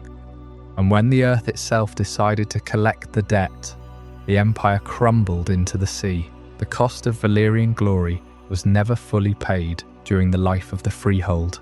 It was a debt that accumulated interest over thousands of years, invested in stone, steel, and bloodlines. And when the debt finally came due, the land itself demanded payment. The fires that had been forced to serve so perfectly would not remain tame forever. The splendour of the Freehold disappeared into the sea, leaving behind only the smoking sea as a memorial to the price of absolute power. The cost of Valyrian glory was measured in flesh and bone. The mines filled with slaves who never saw the sky again. The forges burned with the sweat and blood of generations. But the splendour of the Freehold rested on more than just enslaved labourers and conquered peoples. The brutal extraction of resources, the dangerous volcanic works at the heart of the peninsula, all of it served a purpose beyond mere conquest. Every life spent in the shadows of the 14 Flames was a payment, not just for the economy of a sprawling empire, but for something far more primal, far more dangerous. Valyrian power was never limited to the dragons that soared above their armies, or the legions that marched beneath them. There was a hidden world beneath the visible might of the Dragonlords. a world of shadow and flame, of whispered incantations and rivers of blood, a realm of knowledge that the common folk of the Freehold were never meant to see. It was a world where the boundaries between life and death were thin, where the earth itself could be commanded to yield its deepest secrets. Sorcerers, alchemists and blood mages pursued arts that would later be entirely lost to the world. These were the true architects of Valyria's dominance, the unseen force behind the Dragonlord's throne. They observed the violent eruptions of the 14 flames and learned to read the patterns of the deep earth, interpreting the fiery birth of obsidian and the flow of molten rock as omens and formulas written in a language older than humanity. They understood that blood was a currency, that sacrifice could unlock doors which steel could not breach. Every mine that collapsed, every quarry that filled with volcanic gas, was a cost they were willing to pay for a whisper of that deeper knowledge. The pyromancers studied the flame until it spoke their language, coaxing it into lamps that burned without wick and furnaces that roared without fuel. The blood mages dissected the living to map the soul, seeking the precise point where life departed and death took hold, searching for the essence of being itself. The spellwrights wove protections into the very stone of the Freehold's great cities, ensuring that no enemy could ever breach them by mundane force alone. These mages stood alongside the Dragonlords, bound by blood and oath to pursue the ultimate secrets of creation and destruction, their eyes fixed always on the horizon of the impossible. They were respected, feared, and utterly indispensable. The specific spells they wielded were terrifying in their scope and ambition. Their rituals could strengthen the bond between a dragon and its rider, forcing a connection deeper than nature ever intended. It is said that some Dragonlords could see through the eyes of their mounts, or command them from across continents, guided by the sorcery woven into their bloodlines at birth. The bond was not merely partnership, it was absolute domination, a leash of fire and magic enforced by blood sung into the eggs before they ever hatched, binding the creature's will to that of its master before it drew its first breath. Their mastery of fire and metal allowed them to forge impossible weapons. Valyrian steel itself was a product of this magic, altered 1,000 times and sealed with incantations that perished with their creators. It was a magical alloy, created not just in a forge but in a ritual chamber, requiring the sacrifice of a living soul to give the blade its sharpness and its enduring memory of the fire. The rippling patterns on a Valyrian steel sword are the physical traces of these spells, the words of binding and the heat of the 14 flames, frozen in the metal for all time. More than just a sharp blade, it was a sliver of the 14 flames made solid, a piece of the inferno given form. Some ancient texts whisper that they knew how to reshape flesh itself, to twist the living bodies of men and beasts into monstrous forms. It was not just the dragons that made Valyria untouchable. It was the knowledge that the Dragonlords could unmake anything, even the human form itself, cobbling together chimeras and obedient servitors from the raw stuff of life. They could heal wounds that should have been fatal, and inflict changes that were utterly irreversible. This was the terrifying height of their knowledge, the pinnacle of their civilization's arcane achievement. But the closer Valyria drew to the secrets beneath the 14 flames, the more dangerous its mastery became. The volcanoes were not simply geological features. They were a source of power that demanded a constant price. The blood mages believed they were controlling the flame, but the flame was old and deep and patient. It had been sleeping for millennia before the first shepherds found dragons in its caves. Every ritual they performed, every life they sacrificed, tied them more tightly to a force that did not have their best interests at heart. They began to see the volcanoes as a wellspring with no bottom. They dug deeper, sacrificed more, studied the most ancient texts and the most forbidden experiments. They peered into the abyss, and the abyss began to peer back. The earth itself seemed to groan under the weight of their constant meddling. of the 14 flames refusing to see the warning signs that were mounting all around them. This was a civilization built entirely on a bargain with fire, and like any bargain struck with a force greater than oneself. The terms were never fully understood until it was far too late. The magisters and archons of Valyria believed their power was absolute, that their sorcery could bind any spirit and quell any flame, but they did not stop to consider that some powers, once invoked, are not so easily dismissed. They ignored the growing unease, the tremors in the ground, the whispers from the deep places of the world that grew louder with each passing year. They believed their wards were strong enough, their blood sacrifices pure enough, their knowledge deep enough to command the chaos swirling at the heart of their empire. For the moment, the flames were still their servants, but the servants were growing restless. The ground beneath their feet was beginning to murmur louder than the slaves in the mines, and the fire spirits they had bound to their will were beginning to remember what it felt like to be free. The previous chapter explored the sorceries and blood magics that the Valyrian lords wielded to bind dragons and enforce their will. But those arts required a foundation. They required raw materials, and they required a place to be practiced in absolute secrecy. The Valyrians did not look to the sky alone for their power. The deepest source of their strength lay directly beneath their feet. The volcanoes that surrounded the Valyrian Peninsula are often described as landmarks, great towers of smoke and stone visible from miles away. But they are far more than that. The volcanoes are the furnace of Valyrian civilization itself. They are the engine, the heart, and the source of everything the Freehold became. Without the volcanic fires, there would have been no dragons nesting nearby. Without the specific minerals and metals that only such a place could provide, there would have been no Valyrian steel. The entire society was shaped by the presence of these mountains, and the Valyrians knew that their power was directly linked to the earth beneath them, and so they dug. Deep into the mountains, they hollowed out chambers and carved tunnels. Beneath the 14 flames lie mines, workshops, tunnels, and mysteries that no outsider was ever meant to see. This subterranean world was a reflection of the one above, but darker, hotter, and far more secretive. It was a place of constant industry. The heat from the volcanic rock was used to power furnaces that could melt almost anything. Rare ores were extracted from the deepest veins, brought up by teams of labourers who worked in conditions that are almost as unimaginable today. Those labourers were slaves. Slaves labour in terrible heat to feed the Empire's endless appetite for metal and stone. They were the blood that flowed through the veins of this underground body. The work was brutally hard. The air was unbreathable for long periods. The risk of collapse or of being caught in a sudden release of steam or gas was constant, but the work never stopped. The Freehold demanded it.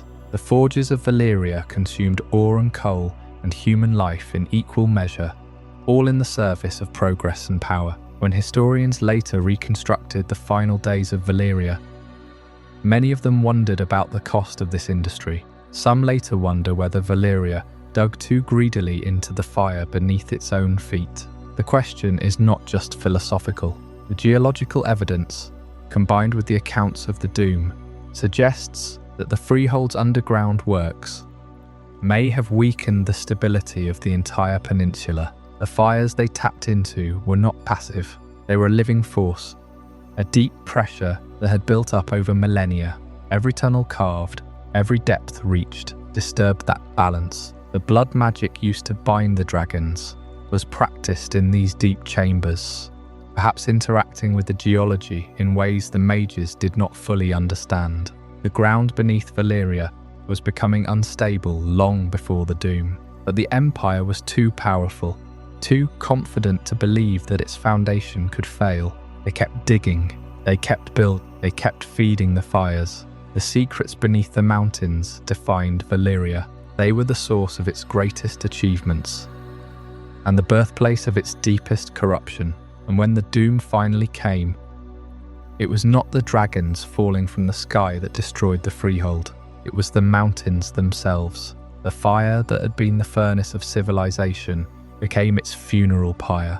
Everything that was hidden below came rushing to the surface. In a single catastrophic moment, the boundaries between the hidden world and the world above were erased. Mines became chasms. Forges became rivers of molten stone. Tunnels that had carried slaves, ore and secrets became tombs. The proud towers of the Dragonlords cracked apart as the earth convulsed beneath them. Entire cities vanished into ash, flame and black water.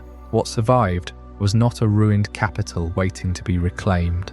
It was a poisoned wound in the world. Sailors who later approached the smoking coast described a place where the sea boiled around shattered islands and strange fires burned beneath the waves. The air itself was said to be deadly. Even centuries after the doom, the peninsula remained a place that no sane explorer would willingly enter, and yet the ruins continued to call to men. The wealth of Old Valyria had become legend. Its lost vaults, its weapons, its strange artifacts, and the secrets of its forges promised riches beyond imagination. Adventurers, pirates, merchants, and desperate nobles all dreamed of finding a path through the smoking sea. Most were never heard from again. Those who returned brought tales so terrible that they only deepened the mystery. They spoke of twisted creatures in the ruins, of stone men wandering the shores, and of shadows moving through the ash. Whether every story is true hardly matters. The doom transformed Valyria from an empire into a warning. Its surviving relics became objects of awe because they carried the memory of a people who had reached farther than any civilization before them. Valyrian steel, dragon eggs, ancient roads, black stone fortresses. All of these things are fragments of a world that believed itself eternal, but beneath every fragment lies the same lesson. Valyria did not fall because it lacked strength. It fell because strength without restraint becomes its own kind of weakness. The Dragonlords mastered fire, blood and stone, but they could not master consequence. They built their greatness on forces they only partially understood, and in the end those forces consumed them. The mountains gave them everything, then the mountains took everything back. Among the many wonders produced in the depths of the 14 flames, none would become as enduring as Valyrian steel. This material, forged in the volcanic heart of the Freehold, would be remembered long after the civilization that created it had fallen to ash and sea. Valyrian steel becomes one of the Freehold's most enduring marvels. Its dark ripples, sharp edge and unusual strength seem touched by magic, and indeed, the process of its creation was inseparable from the sorceries that defined Valyrian power. The swords, armor and tools made from this steel were not merely functional. They were works of art, imbued with properties that ordinary metal could never match. When held, a blade of Valyrian steel feels lighter than it should, yet it swings with a balance that seems alive. The edge never dulls, and the surface holds a pattern of swirling shadows that shift in the light, as if the memory of fire is still moving within the metal. The precise arts used to forge it will vanish with the doom. The secrets of folding the steel, the spells chanted over the forge, the blood sacrifices that were whispered to give the blades their edge. All of this was lost when the 14 flames erupted and the empire crumbled. No one outside the Freehold ever fully learnt the method, and even within Valyria, it was guarded closely by the smiths and sorcerers who practiced it. The knowledge was passed down through families and guilds, each generation adding its own refinements, but never committing the complete formula to writing. When the volcanoes exploded and the land shattered, those lines of inheritance were severed forever. Centuries later, surviving blades become relics of a civilization no one can truly recreate. In the world after the doom, these weapons are passed down through noble houses, treasured as heirlooms and symbols of a lost age. They are prized for their lightness, their unbreakable nature, and the way they hold an edge like no other steel. In Westeros, swords like Ice and Longclaw become legends in their own right, their origins shrouded in the mystery of Old Valyria. The number of true Valyrian steel blades grows smaller with each generation, as some are lost in war or melted down for other purposes. Those that remain are worth fortunes, and entire houses have been built around the possession of a single sword. The steel itself seems to remember the fire that forged it. In the quiet of a hall, when the light catches the ripples in the blade, one can almost see the glow of the 14 flames reflected in the metal. It is a tangible link to a world that no longer exists, a reminder of what was lost and what might have been. The smiths of later ages have attempted to copy the technique, but nothing they produce matches the quality of true Valyrian steel. Some say the secret lies in the volcanic fires of the peninsula, others in the blood magic that was woven into every layer, but the truth is that no one knows for certain. The material remains as elusive as the civilization that created it. As the Freehold's power waned and the doom approached, these blades were scattered across Essos and beyond. They became currency for alliances, prizes of war, and symbols of authority. Even today, in tales and songs, Valyrian steel represents an ideal of craftsmanship and magic that will never be equaled. Every sword tells a story of its own, from the hands of the Dragonlords, who first wielded them, to the conquerors and kings who inherited them. In Westeros, the presence of a Valyrian steel blade often signals a house with ancient ties or a warrior of exceptional skill. And so, the legacy of Valyria lives on not only in dragons and bloodlines, but also in the steel that was born from its fires. The blades endure, waiting to shape the stories of those who wield them. Their existence proves that even a fallen civilization can leave behind something that lasts, something that cannot be fully understood, but is still deeply felt. In the hands of a warrior, a Valyrian steel sword carries not just an edge, but the weight of an entire world that burned away. And as the ages pass, these relics continue to circulate through the great houses and the battlefields of history, each one a silent testament to the fires that once raged beneath the mountains of Valyria. Yet the greatest mystery is not that these weapons survived, but that they still inspire awe in those who know nothing of the empire that made them. A lord may display such a sword above a hearth, a knight may carry one into battle, and a collector may spend a lifetime searching for a single fragment. But none can claim to possess the knowledge behind it. They own the object, not the art. That distinction gives Valyrian steel its enduring power. It is not simply rare metal. It is the surviving echo of an age when dragons ruled the skies, sorcery shaped nations, and human ambition reached heights that the world has never seen again. Valyrian steel, folded in the fires of the 14 flames and quenched in the blood of slaves, was not merely a weapon. It was a symbol of absolute power that belonged to an empire unlike any the world had ever seen. For nearly 5,000 years, Valyria stands as the dominant power of Essos. Nations rise and fall around it, but the Dragonlords remain secure above them all. The Freehold becomes the axis of civilization, an empire without a single king, but a council of masters whose authority comes from the oldest source of power in this world, dragons. From their volcanic peninsula, the Dragonlords stretched their influence across every direction. They drove the Ghiscari into the history books, their ancient legions broken by Dragonfire. They burned the Rhoynar from their rivers, scattering the water mages across the world. They planted colonies that would one day become the free cities. Volantis, greatest of the daughters, sitting at the mouth of the Rhoyne. Liz, with its pleasure houses and poisoners. Maya, with its crossbows and lenses. Tyrosh, with its dyes and sellswords. Pentos, Norvos, Qohor, all of them children of Valyria, governed by the politics of the homeland, were allowed to grow in their own direction. The great stone roads of the Freehold crossed the hills of the Velvet Hills and the flatlands of the River Rhoyne. Garrisons of Dragonlords kept the peace through fear and fire, while slavers brought fresh blood from the east and south. But the gaze of the Freehold also turned west, across the narrow sea, toward the continent of Westeros. Here they established a fortress outpost on a grim, black island shaped like a dragon's head. The Freehold reaches the island of Dragonstone, far to the west. It became the westernmost expression of Valyrian power, a stark warning to the kingdoms across the water, and a foothold in a land they might, one day, consider adding to their domain. The fortress itself was carved from the volcanic rock of the island. A dragonglass mine was sunk deep into its bones, black and sharp as obsidian. The Targaryens, a house of middling prestige in the Freehold, were given charge of this distant outpost.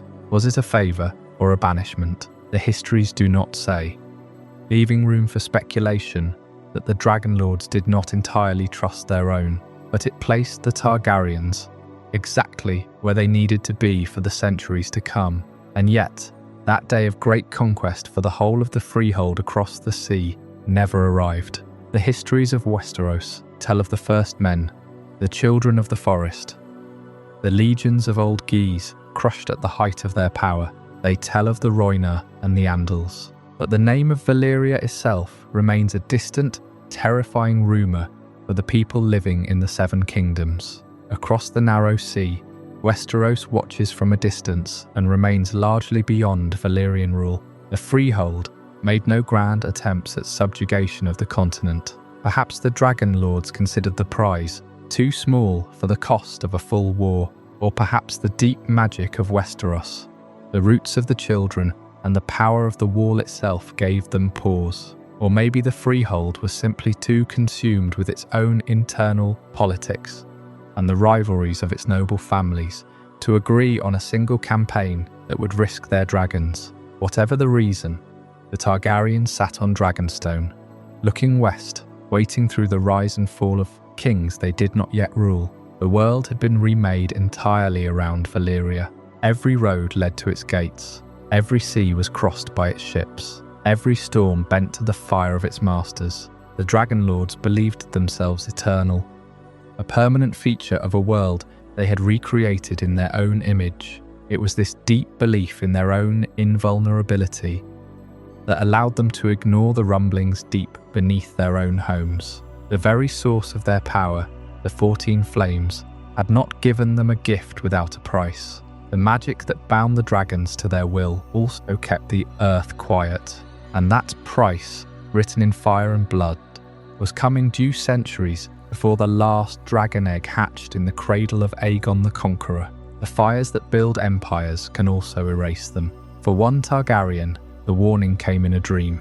Daenys the Dreamer saw Valyria consumed by flame, its towers falling, its dragonlords dying beneath a sky turned black with ash. Her father, Aegon Targaryen, believed her. He gathered his family, his wealth, his dragons, and all that he could carry, then abandoned the Freehold for Dragonstone.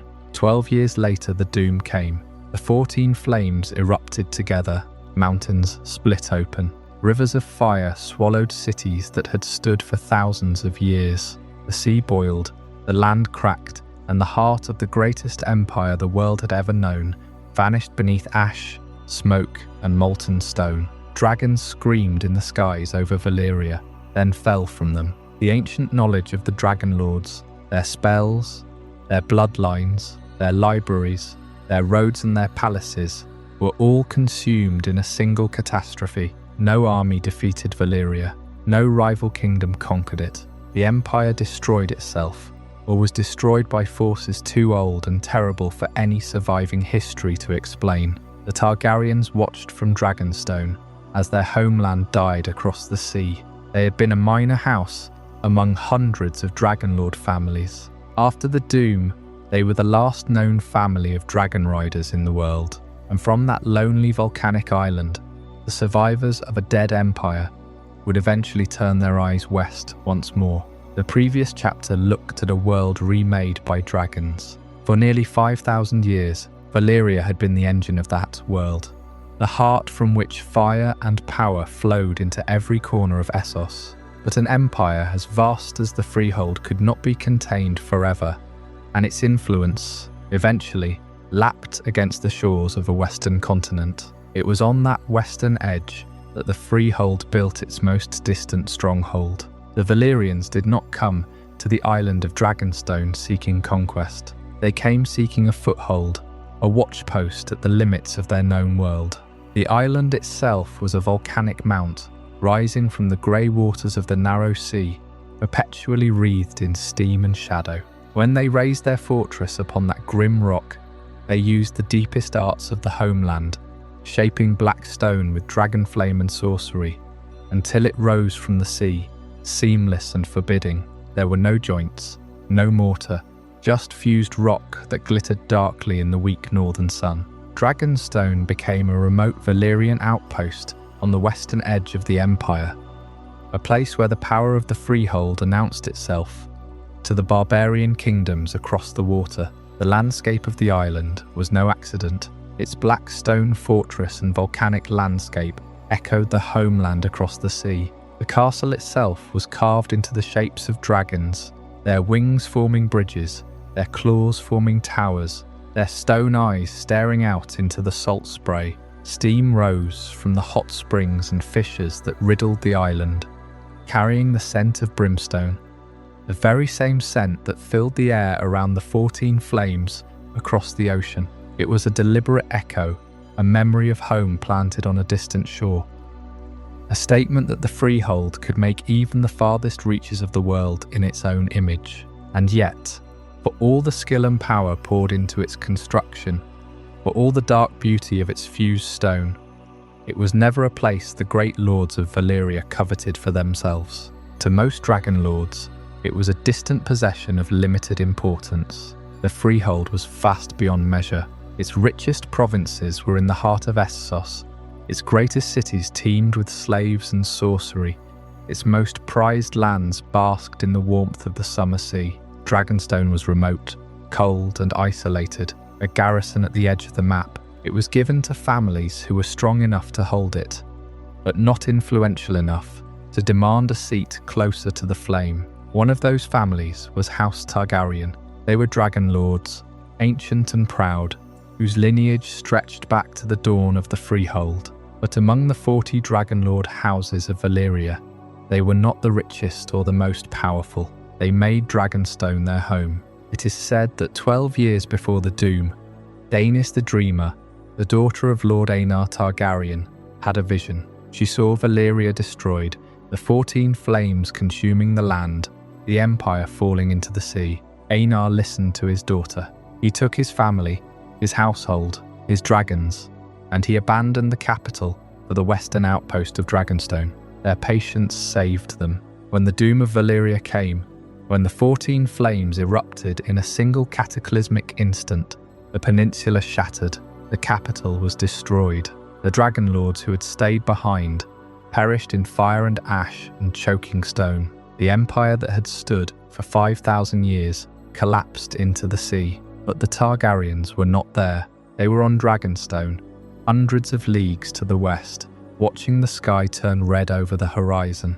In time, that neglected island became the refuge that saved a dynasty. The last Dragonlords of the Valyrian Freehold stood upon the battlements of their fortress of fused black stone, looking out across the salt and the smoke of a dying world. Their home across the sea was gone, sunk beneath the smoking sea, a cursed ruin that no sane man would approach. Only the echo of Valyria remained, the echo of its blood, its fire, its memory, all held within the walls of that black island castle. The empire was buried.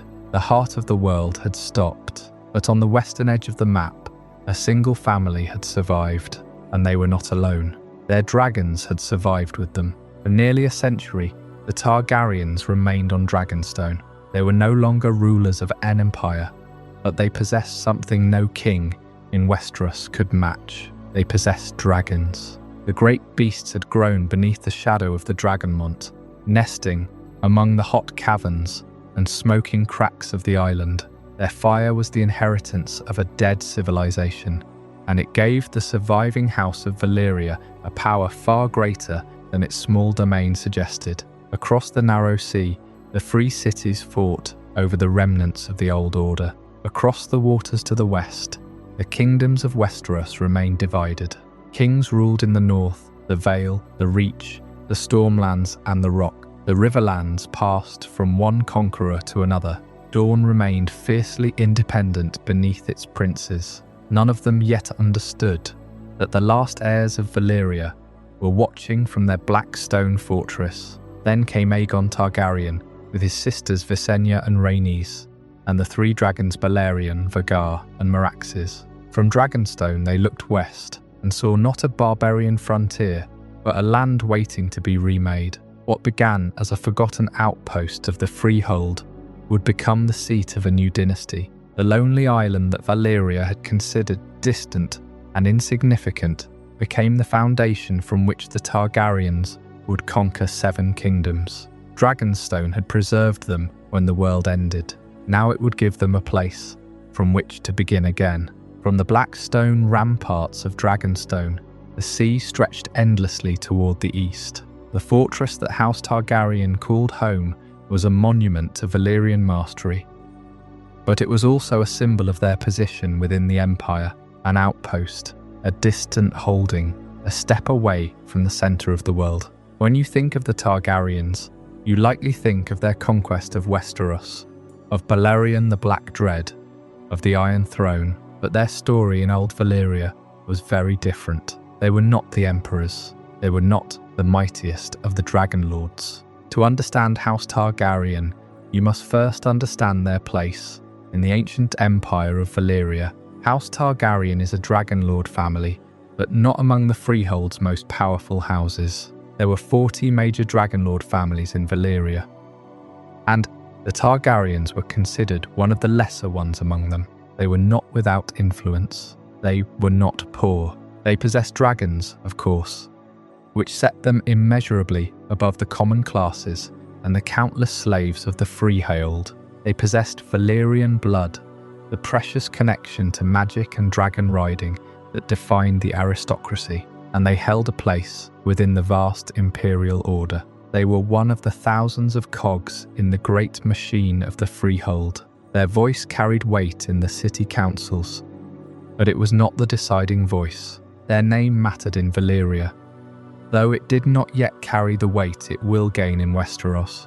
It was a respected name, a name of ancient heritage, but it was not the name that made the Empire tremble. The life they led in the capital was likely one of comfortable nobility, but also of constant awareness of their place. They were not contenders for the highest seats of power.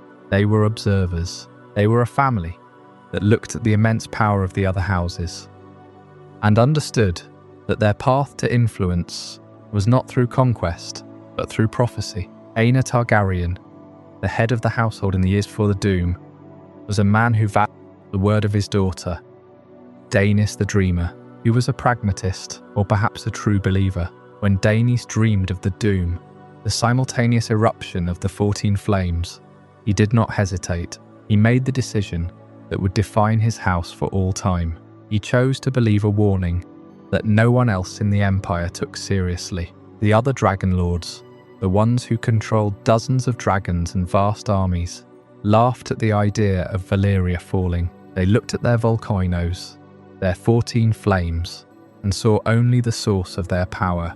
They did not see the destruction about to be unleashed. Aenar Targaryen saw it, or rather, his daughter saw it, and he trusted her vision completely. Their survival would depend not on strength, but on a warning few others believed. The Targaryens thus began their quiet exodus. They packed up their wealth, their scrolls, their magical knowledge, and their dragons. They sailed for Dragonstone. It was not a journey of conquest. It was a journey of survival. They were the only Dragonlord family to abandon the Freehold. Their move was seen as eccentric, perhaps even cowardly, but the Targaryens did not care for the opinions of an empire they knew was doomed. They had heard the warning. They had believed it, and now they were simply waiting. They were watching the eastern horizon from their fortress of fused stone, waiting for the fire that would remake the world. The details of their life on Dragonstone before the Doom are scarce, but we can infer a great deal. They brought their traditions with them. The purity of their bloodline was maintained through marriages between siblings, a practice common among the Dragonlords of Valyria, and which the Targaryens continued in Westeros. They kept their dragons close, raising them in the Dragonmont, the volcano on the island. They studied their prophecies. They waited. While the empire around them grew in power and hubris, the Targaryens remained isolated. They were not a part of the great game of the Freehold anymore. They had withdrawn completely. Their focus was solely on preservation. They were a single house, holding on to a fragment of the empire, carrying the hope of a future that no one else in Valyria could imagine. And then the warning came true. The 14 flames erupted. The peninsula shattered. The doom of Valyria consumed the greatest civilization the world had ever known. The dragons of the other Dragonlords perished in the cataclysm. The empire collapsed in a single day. But on Dragonstone, the Targaryens survived. They survived because they had listened to a dream. Their dragons survived. Their blood survived. And a century later, Aegon the Conqueror would take that legacy and forge it into the Iron Throne. The rise of House Targaryen in Westeros, the dynasty that would rule the Seven Kingdoms for nearly 300 years, was born from the decision to believe a warning that everyone else ignored. The weight of that decision cannot be overstated. It was the hinge on which the fate of the world turned. The other Dragonlord families, the mighty houses of the Freehold, the architects of the greatest empire in history, are remembered only as shadows, as ash scattered across the smoking sea. But the Targaryens, the quiet house from the edge of the empire, are remembered. They made the choice to walk away, to trust a dream. And as the mist rolls over the black stone of Dragonstone, you can almost feel the echo of that choice, the quiet certainty that guided them through their long wait. The empire burned, but they endured, and in the aftermath, the world was different. The power that had kept the free cities in check was gone. The lands of Essos became a patchwork of independent states, each struggling to find its own identity in the shadow of the lost empire. The dragons were nearly lost to the world. Their numbers dwindled to the few that nested on Dragonstone. The Targaryens, once a modest house on the fringe of the greatest civilization in history, now stood as the last remnant of that world. They were the keepers of the flame, the heirs to a legacy of fire and blood, and their long watch was finally over. The age of Valyria had passed. The age of the Targaryens was about to begin. Among all the Dragonlord families of the Valyrian Freehold, House Targaryen held a place of respectable, but never supreme power. As we have seen, they were one of the great houses, commanding dragons and possessing the ancient blood. But they were not the strongest, yet within their bloodline lay a peculiar talent, a gift that was both a blessing and a burden. They dreamed, not ordinary dreams, but prophetic visions, glimpses of what was to come. And the most famous of these visions belongs to Daenys, the daughter of Lord Aegon Targaryen, a young woman who would one day be called Daenys the Dreamer. One night, Daenys had a dream unlike any other. It was a vision of total catastrophe. She saw the 14 flames, the great Phanos at the heart of the Valyrian Peninsula, but they were not the life-giving furnaces she knew. In her dream, they erupted with a fury that shook the world. The land split apart. The sky turned black with ash. The capital of the Freehold, the city of Valyria, was not just destroyed, it was erased. It crumbled into a boiling sea, a sea that would one day be called the Smoking Sea. This dream was so vivid, so terrifying in its detail, that Daenys woke screaming. She went at once to her father, Lord Aegon, and told him everything she had seen. She described the fires, the falling stones, the drowning of an entire civilization. Aegon listened. He did not dismiss her fears. He saw the absolute certainty in her eyes, and he made a choice that would define his house forever. He chose to believe her. He chose to abandon the Valyrian Freehold entirely. This was an act without precedent. No Dragonlord family had ever simply packed up and left, but Aegon prepared his entire household for the journey west, to the island of Dragonstone. They gathered their wealth, their books, their servants. They brought their dragons, including the young Balerion, who would one day become the largest dragon the world had ever known. Everything of value was loaded onto ships, and the family sailed away from the heart of their civilization. The other Dragonlords of Valyria watched this exodus with open disbelief and scorn. They mocked the departing Targaryens. They called Aenor a coward and a fool, a man who had lost his nerve and fled at the word of a girl. To abandon the greatest city in the world because of a bad dream, they said, was the height of weakness and disgrace. The great families of the Freehold stayed in their palaces. They laughed at the Targaryens and turned their backs on Dragonstone, confident in the permanence of their empire. And so House Targaryen found themselves in exile on Dragonstone. It was a harsh land, a volcanic island at the edge of the world.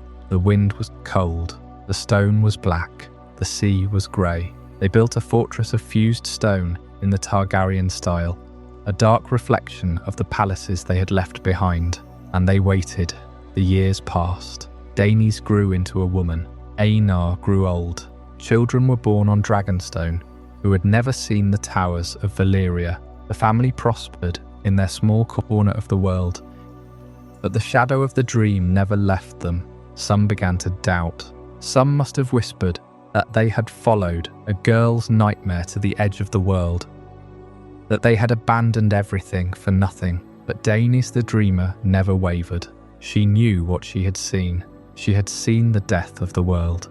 And then, in the 102nd year before the landing of Aegon the Conqueror, the world she had dreamed of began to emerge from the shadows. It began with a sound, a deep, groaning rumble from the centre of the earth. The 14 flames, silent for thousands of years, began to tremble. The fireworms burrowed deep in their ancient tunnels, felt the heat rising. The blood mages in their towers felt the sorcery turning against them, and the lords of Valyria, feasting in their palaces of fused stone, finally stopped laughing, because the volcanoes of the Freehold were not just erupting, they were answering Daenys the Dreamer. The doom she had seen in her sleep began to unfold exactly as she had dreamed. The 14 flames opened, the land split apart, Valyria burned, and the Targaryens, the lords of Dragonstone, the mockery of the Freehold, watched the sky turn black across the sea. Across the narrow sea they saw the distant horizon glow red for days. Ash drifted over the water. The earth itself seemed to groan beneath Dragonstone. Then came the stories from the few who escaped. They spoke of mountains exploding in rivers of fire, of cities swallowed by the earth, of dragons falling from the sky with their wings burned away. They spoke of the sea boiling around the ruins of Valyria, and of horrors rising from the shattered land. In a single terrible day, the Valyrian Freehold was gone. Its armies, its wealth, its knowledge, its 40 Dragonlord families, all vanished in fire and blood. The empire that had ruled much of the known world for 5,000 years had become a smoking ruin. The survivors called it the Doom of Valyria. House Targaryen alone had escaped the fate of the Dragonlords, not because they were stronger than the others, not because they had more dragons or greater armies. They survived because a young girl had dreamed of fire, and her father had listened. Daenys the Dreamer had saved her family from the destruction of an entire civilization. Aenor Targaryen did not merely awaken from a bad dream and act on a whim. He had seen the proof in his daughter's eyes, the absolute certainty of her vision. He sold the family holdings in the capital, gathered their 5 dragons, their gold, their ancestral tomes of sorcery, and their most trusted servants. The fleet that departed from the Valyrian Peninsula was not a ragtag escape. It was an exodus of a noble house. They left behind the spires of the Freehold, the bustling streets of the capital, the constant hum of magic in the air, and sailed west to the edge of the empire.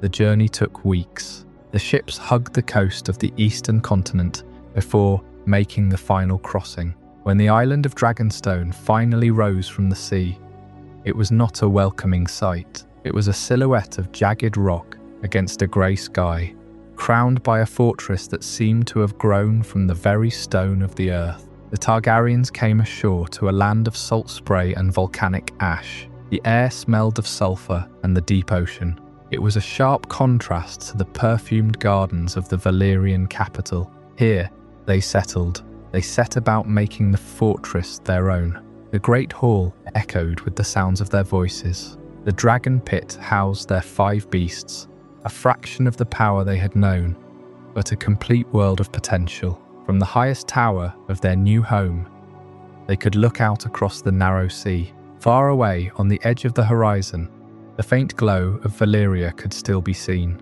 The freehold glittered across the water. It did not fade. It did not dim. The markets of the capital remained the busiest in the world. The Dragonlords continued to fly over their vast domains. The 14 flames, the volcanoes that gave the city its power and its fire, remained silent and still. Everything was exactly as it had always been. Within the walls of Dragonstone, a new rhythm of life emerged. The Targaryens were no longer part of the bustling hierarchy of the Freehold. They were alone. Time moved differently here. There were no constant visitors from the capital, no summons to the palaces of the Dragonlords. The days were marked by the rising of the sun over the narrow sea and the setting of it behind the island of Driftmark. The Targaryens spent their hours in study, in training, and in the quiet companionship of their dragons. Daenys Targaryen, the Dreamer, grew older. She watched the horizon as much as her father did. She knew what she had seen, but the waiting must have been a burden of its own kind. The certainty of the vision, held up against the peaceful reality of the day, must have felt like a constant tension in the air, yet she never recanted. She held to her truth, and so the years passed. 12 years. In the grand span of a civilization that had ruled for 5,000 years, 12 years was nothing, a blink of an eye, but for the exiles on Dragonstone, it was an eternity of waiting. The seasons cycled. Spring arrived in a flush of brief green on the rocky slopes. Summer warmed the black stone of the fortress to a gentle heat. Autumn brought winds that howled through the dragon-shaped battlements, and winter wrapped the island in a cold isolation that made the empire across the sea feel like a fairy tale. Still, the disaster Daenys had foreseen did not come. The prophecy grew stale in the telling. The freehold appeared stronger than ever. Its armies pushed deeper into the lands of the long summer. Its fleets dominated the seas. Its sorcerers performed feats of blood magic that defied the laws of nature. In the capital, the nobles began to speak of the Targaryens with open derision. They called Aegon the Lord of the West, but the title was spoken with a sneer. They said he was a coward who had fled from shadows. They said the blood of the dragon had grown thin in his line. The prophecy of Daenys became a popular tale to laugh at in the wine houses of Valyria. The very idea that the greatest civilization the world had ever known could be brought low by fire from the earth seemed absurd. The empire had conquered a god. What could possibly destroy it? But Aegon Targaryen did not return. He could not. The conviction of that dream had rooted itself too deeply in his soul. He remained on Dragonstone, watching his sons and daughters grow into adults, watching his dragons grow in size and strength. And in doing so, the family's exile became one of the most consequential decisions in all recorded history. It was not an escape from failure. It was a preservation of legacy. It was the survival of the very last link to the heart of an empire that was, even as the world laughed and feasted, already doomed. The ties with Valyria did not entirely sever. Ships would still arrive from the freehold, carrying goods, messages and news. But the tone of those messages changed. At first, they were inquiries of concern. Then, they were expressions of confusion. Finally, they became letters laced with mockery. The lords of Valyria could not understand why a noble house would choose to live in exile on a barren rock at the edge of the world. They assumed Aegon had lost his senses. They assumed the Targaryens had doomed themselves to irrelevance. There was no specific date on the calendar that marked the end of the waiting. The 12th year simply bled into the next. The storms came and went. The Targaryens on Dragonstone went about their lives, building their new home, tending to their dragons, watching the children of a new generation play in the stone halls. Far away across the water, the city of Valyria went about its business. The fires of the 14 flames remained dormant, but not dead. The slaves toiled in the mines beneath the earth. The Dragonlords feasted in their palaces above, and in the deep places of the world, beneath the crust of the earth, far from the eyes of men and their mocking laughter. A pressure had been building for thousands of years. It gathered and grew and waited for a moment that had long since been decided. The doom that Daenys had seen was not a vague possibility. It was a certainty. It was the destiny written into the very stone of the Valyrian Peninsula, and its time was about to arrive. The year is 114. Before the landing of Aegon the Conqueror, 12 years have passed since Daenys Targaryen dreamed of the doom. 12 years since her father, Aegon, gathered his household, his 5 remaining dragons, and his most treasured possessions, and abandoned the centre of the world. He sailed for the western edge of Valyrian power, to the Blackstone fortress of Dragonstone, a remote outpost on an island that existed mainly to guard the Empire's furthest border. And in all that time, nothing has happened. The 14 flames have not erupted.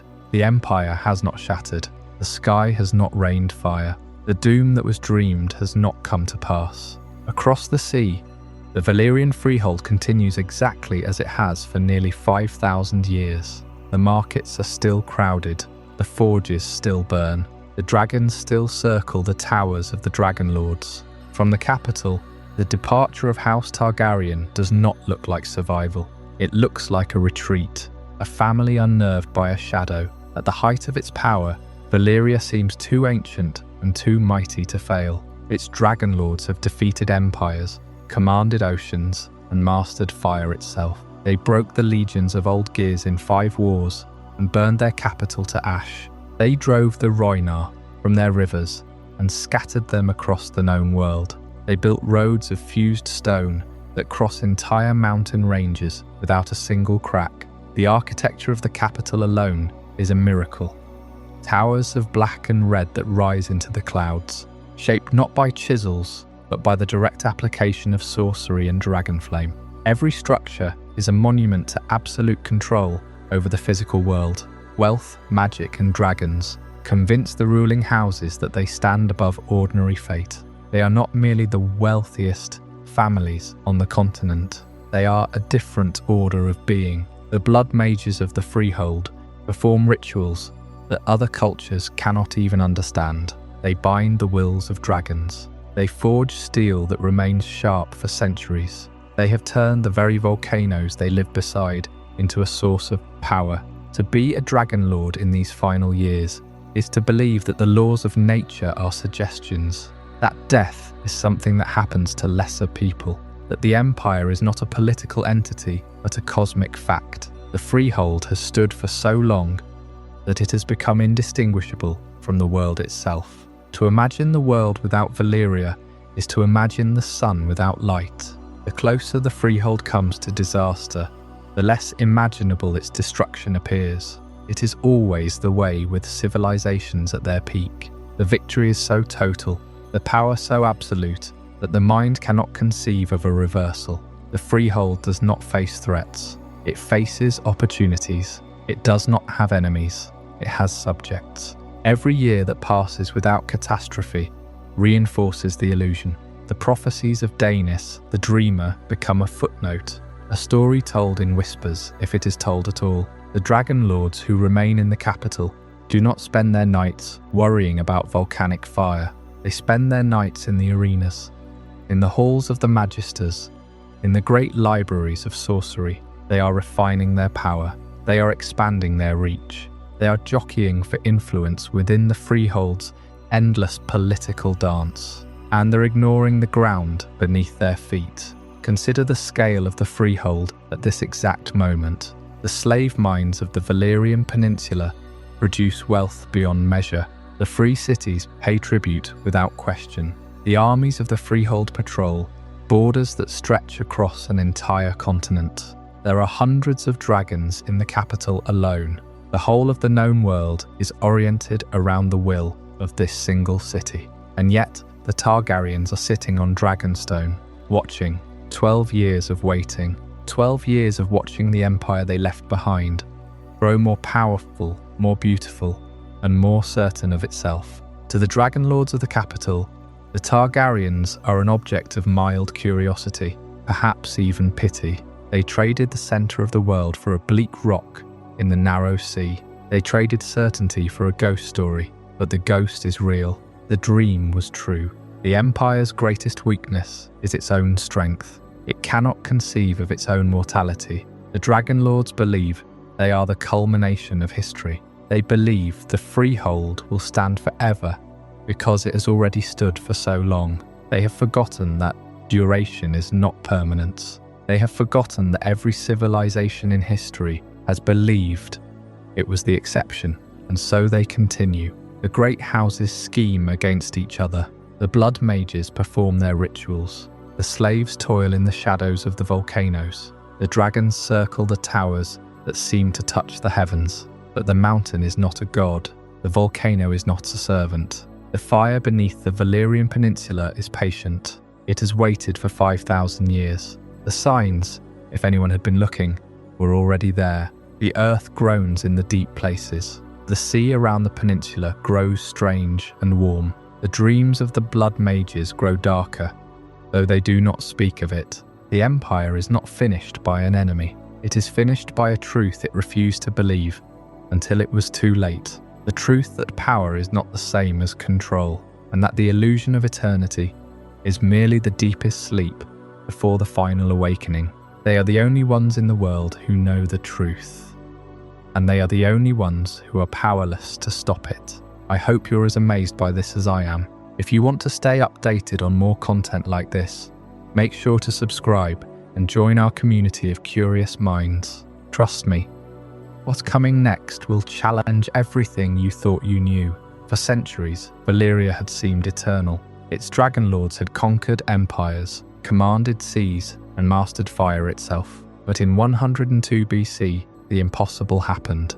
The 14 flames erupted in a catastrophe beyond any ordinary volcanic disaster. This was not merely an eruption of one mountain, or even several. It was a simultaneous, apocalyptic detonation of the entire ring of volcanoes that cradled the Valyrian Peninsula. The earth convulsed beneath a violence that had no precedent. Fire, ash, molten rock, smoke and earthquakes consumed the Valyrian Peninsula in a matter of hours. The sky turned black with ash that would darken the sun for years across the eastern continent. Rivers of liquid stone poured down mountainsides, swallowing cities and fields whole. The very land began to break apart, splitting under the force of the deep magic that had once bound dragon and master together. The city at the center of the world vanished beneath the violence of its own mountains. Temples of fused stone, palaces of dragon-crafted architecture, and ancient citadels of knowledge collapsed into the sea. The ocean rushed into the shattered caldera, boiling instantly, sending clouds of steam and sulfur across the remaining fragments of land. What was once a thriving peninsula became the smoking sea, a poison-veiled graveyard of a civilization. Within days, the greatest empire humanity had ever known had been erased from the face of the world. Only the memories of its power remained, scattered in the songs of free cities and the ruins left behind. The dragons that had once darkened the skies were gone, their bloodlines snuffed out in the same event that claimed their masters. But the story of Valyria did not end entirely in fire and ash. The Targaryens, who had heeded Daenys the Dreamer's prophecy 12 years earlier, had already settled on Dragonstone. They watched from across the sea as their homeland destroyed itself. Their dragon, Valerian, was among the few survivors of the cataclysm, along with the other dragons they had brought with them, and so the fall of Valyria became the foundation of a new story, one that would eventually lead to the shores of Westeros. The doom of one empire planted the seeds for another, but that is a tale for another time. For now, the Valyrian freehold was no more, and the world had entered a new age, one where the memory of Dragonlords would haunt the histories yet to be written. In the years that followed, the survivors of the freehold's far-flung colonies faced a world without its master. The great roads that had once carried Valyrian armies, merchants, slaves and tribute now led back toward ruin. No Dragonlord remained in the east to enforce old laws or settle old rivalries. The empire had not simply fallen. It had left behind a vacuum vast enough to reshape the known world. Across Essos, former possessions declared themselves free. The cities that had paid tribute to Valyria became powers in their own right. Volantis, the oldest and proudest of the free cities, claimed to be the true heir to the Dragonlords. Its ruling families traced their bloodlines to old Valyrian settlers, and its nobles dreamed of restoring the empire that had ruled from the peninsula. Yet without dragons, those dreams remained only dreams. Other cities chose a different path. Pentos, Myr, Lys, Tyrosh and the rest built their wealth through trade, warfare and shifting alliances. Some grew rich from the chaos that followed the doom. Others spent generations fighting over the territories Valyria had once controlled effortlessly. The old order had been held together by terror, by fire, and by the certainty that dragons could appear in the sky at any moment. Once that certainty vanished, every city became a rival. The Rhoynar, long broken by Valyrian conquest, remained scattered and diminished. The Ghiscari cities, whose ancient empire had been crushed by the Freehold centuries before, endured as shadows of their former greatness. Even the Dothraki sea changed. With no Dragonlords crossing the grasslands and no vast empire demanding tribute, the Horse Lords spread farther than before, carrying war and plunder across the eastern continent. But the doom did not leave behind only political chaos. It left fear. Sailors who ventured too close to the smoking sea told stories of unnatural storms, boiling waters, and islands that appeared only to vanish beneath the waves. They spoke of black stone ruins, half submerged in poison-coloured surf, of monstrous shapes moving beneath the sea, and of voices calling from the mist. Whether those tales were true hardly mattered. Few dared to test them. The lands around Old Valyria became cursed in the minds of men. Even centuries later, captains would sail far out of their way rather than pass through those waters. The ruins of the greatest civilization in history became a place of whispers, forbidden maps, and lost expeditions. Some still tried to return. Treasure hunters, scholars, pirates and men, desperate enough to risk death, all sought the remnants of Valyria. They searched for blades of Valyrian steel, for dragon eggs, for forgotten spells, and for gold untouched since the fall. Most never returned. Those who did were often changed, carrying strange wounds, terrible illnesses, or stories no one could prove. The doom also shattered the secrets of Valyrian steel. The Dragonlords had forged those dark, rippled blades through methods lost with their empire. Steelworkers in Qohor could rework an existing Valyrian sword, but even they could not truly create a new one. Every surviving blade became a relic of a vanished age, passed through noble houses like a piece of living history. And then there were the dragons. For a time, dragons still existed beyond the smoking sea, preserved by the Targaryens on Dragonstone. They were no longer the countless beasts of the Freehold, no longer the weapons of dozens of rival Dragonlord families. They belonged to one small house, isolated on a volcanic island at the edge of Westeros. Yet that small house possessed something no king, merchant, prince or warlord could match. The Targaryens had escaped destruction, but they had also lost everything that made them ordinary among the Dragonlords. In Valyria, they had been a lesser family. On Dragonstone, they were the last family of their kind. Their exile turned them from a minor branch of a vast empire into the keepers of its final and most terrible inheritance. For more than a century, they waited. Then Aegon Targaryen looked west, with Balerion the Black Dread beneath him, and with his sister wives beside him on their own dragons. Aegon crossed the narrow sea. What followed was not the restoration of Valyria. Westeros would never become another freehold, but the conquest carried the echo of that lost empire. Dragonfire against armies, castles turned to ash, and kings forced to bend the knee before a power they could not defeat. The doom had destroyed the world's greatest empire, yet its legacy survived in unexpected ways. It survived in the blood of House Targaryen. It survived in the black walls of Volantis, in the roads of Essos, in ancient blades, in ruined cities, and in the fear inspired by a dragon shadow. Valyria was gone, but it was never forgotten. In 102 before the conquest, the 14 flames erupted simultaneously. The disaster was not merely volcanic. It was a cataclysm that defied nature itself. The ground split open and fire shot into the sky. Within moments, the entire peninsula was engulfed in inferno that consumed everything in its path. The Dragonlords, who had once ruled the skies, discovered that there was no safe height above the destruction. They took to the air on their dragons, seeking to escape the chaos unfolding below. But the ash clouds rose like black mountains. The heat seared wings from bone, and the very air became poison. Dragon perished alongside their masters, their roars silenced by the fury of the earth. No fire they had ever breathed could match this. The old order collapsed in a single cataclysmic moment.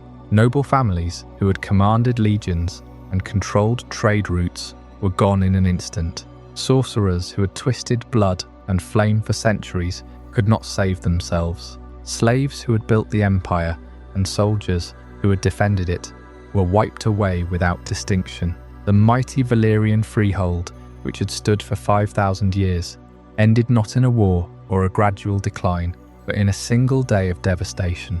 Nearly every great Valyrian house disappeared in that inferno. The names that had dominated politics and power for millennia were erased from history, but one house survived. The Targaryens, who had heeded the dream of Daenys the Dreamer, had removed themselves to Dragonstone 12 years earlier. They were far from the catastrophic centre, and so they were spared. They became the improbable survivors, the last of the Dragonlords. As the fire settled and the sea boiled, the peninsula shattered. What was once the jewel of Essos became the smoking sea, a dead region of ash and sulphur.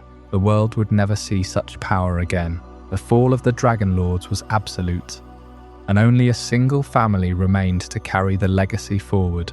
From Dragonstone, the survivors watched the distant horizon darken and understood that their exile had become a salvation. Aegon Targaryen had been mocked for abandoning the freehold. His decision had seemed fearful, even dishonourable, to those who believed Valyria could never fall.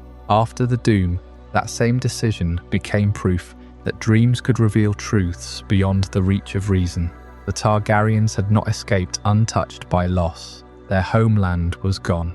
Their allies, rivals, teachers, and kin had vanished beneath ash, fire, and seawater. The roads of Valyria led nowhere. Its mines, forges, towers, and palaces were swallowed by ruin. Those who later attempted to enter the smoking sea rarely returned, and the few who did brought stories of poisoned waters, monstrous creatures, and haunted shores. Yet Dragonstone remained. It was a bleak island of black rock at the entrance to Blackwater Bay, shaped by ancient volcanic fire. There, the Targaryens preserved what they could of their lost civilization. They spoke High Valyrian, practiced the traditions of their ancestors, and kept dragons within the Dragonmont, the smoking volcano that dominated the island. Their strength was greatly reduced, but they possessed something no king in Westeros could match. They had dragons. For generations, the Targaryens did not conquer the lands around them. They ruled Dragonstone and its nearby islands, watching the world change in the shadow of Valyria's destruction.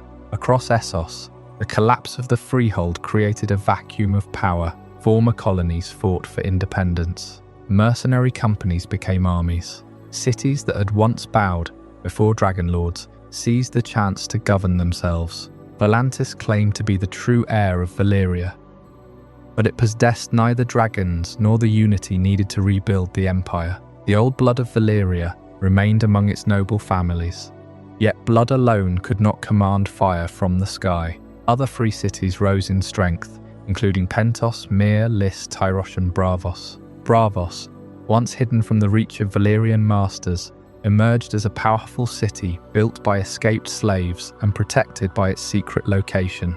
This long era of conflict became known as the Century of Blood. Without the freehold to impose order, wars spread across Essos. The Ghiscari reclaimed territories they had lost long ago. The Dothraki rode farther west. Pirates, sellswords, princes, and merchant lords carved out their own domains. Everywhere, people learned the same lesson.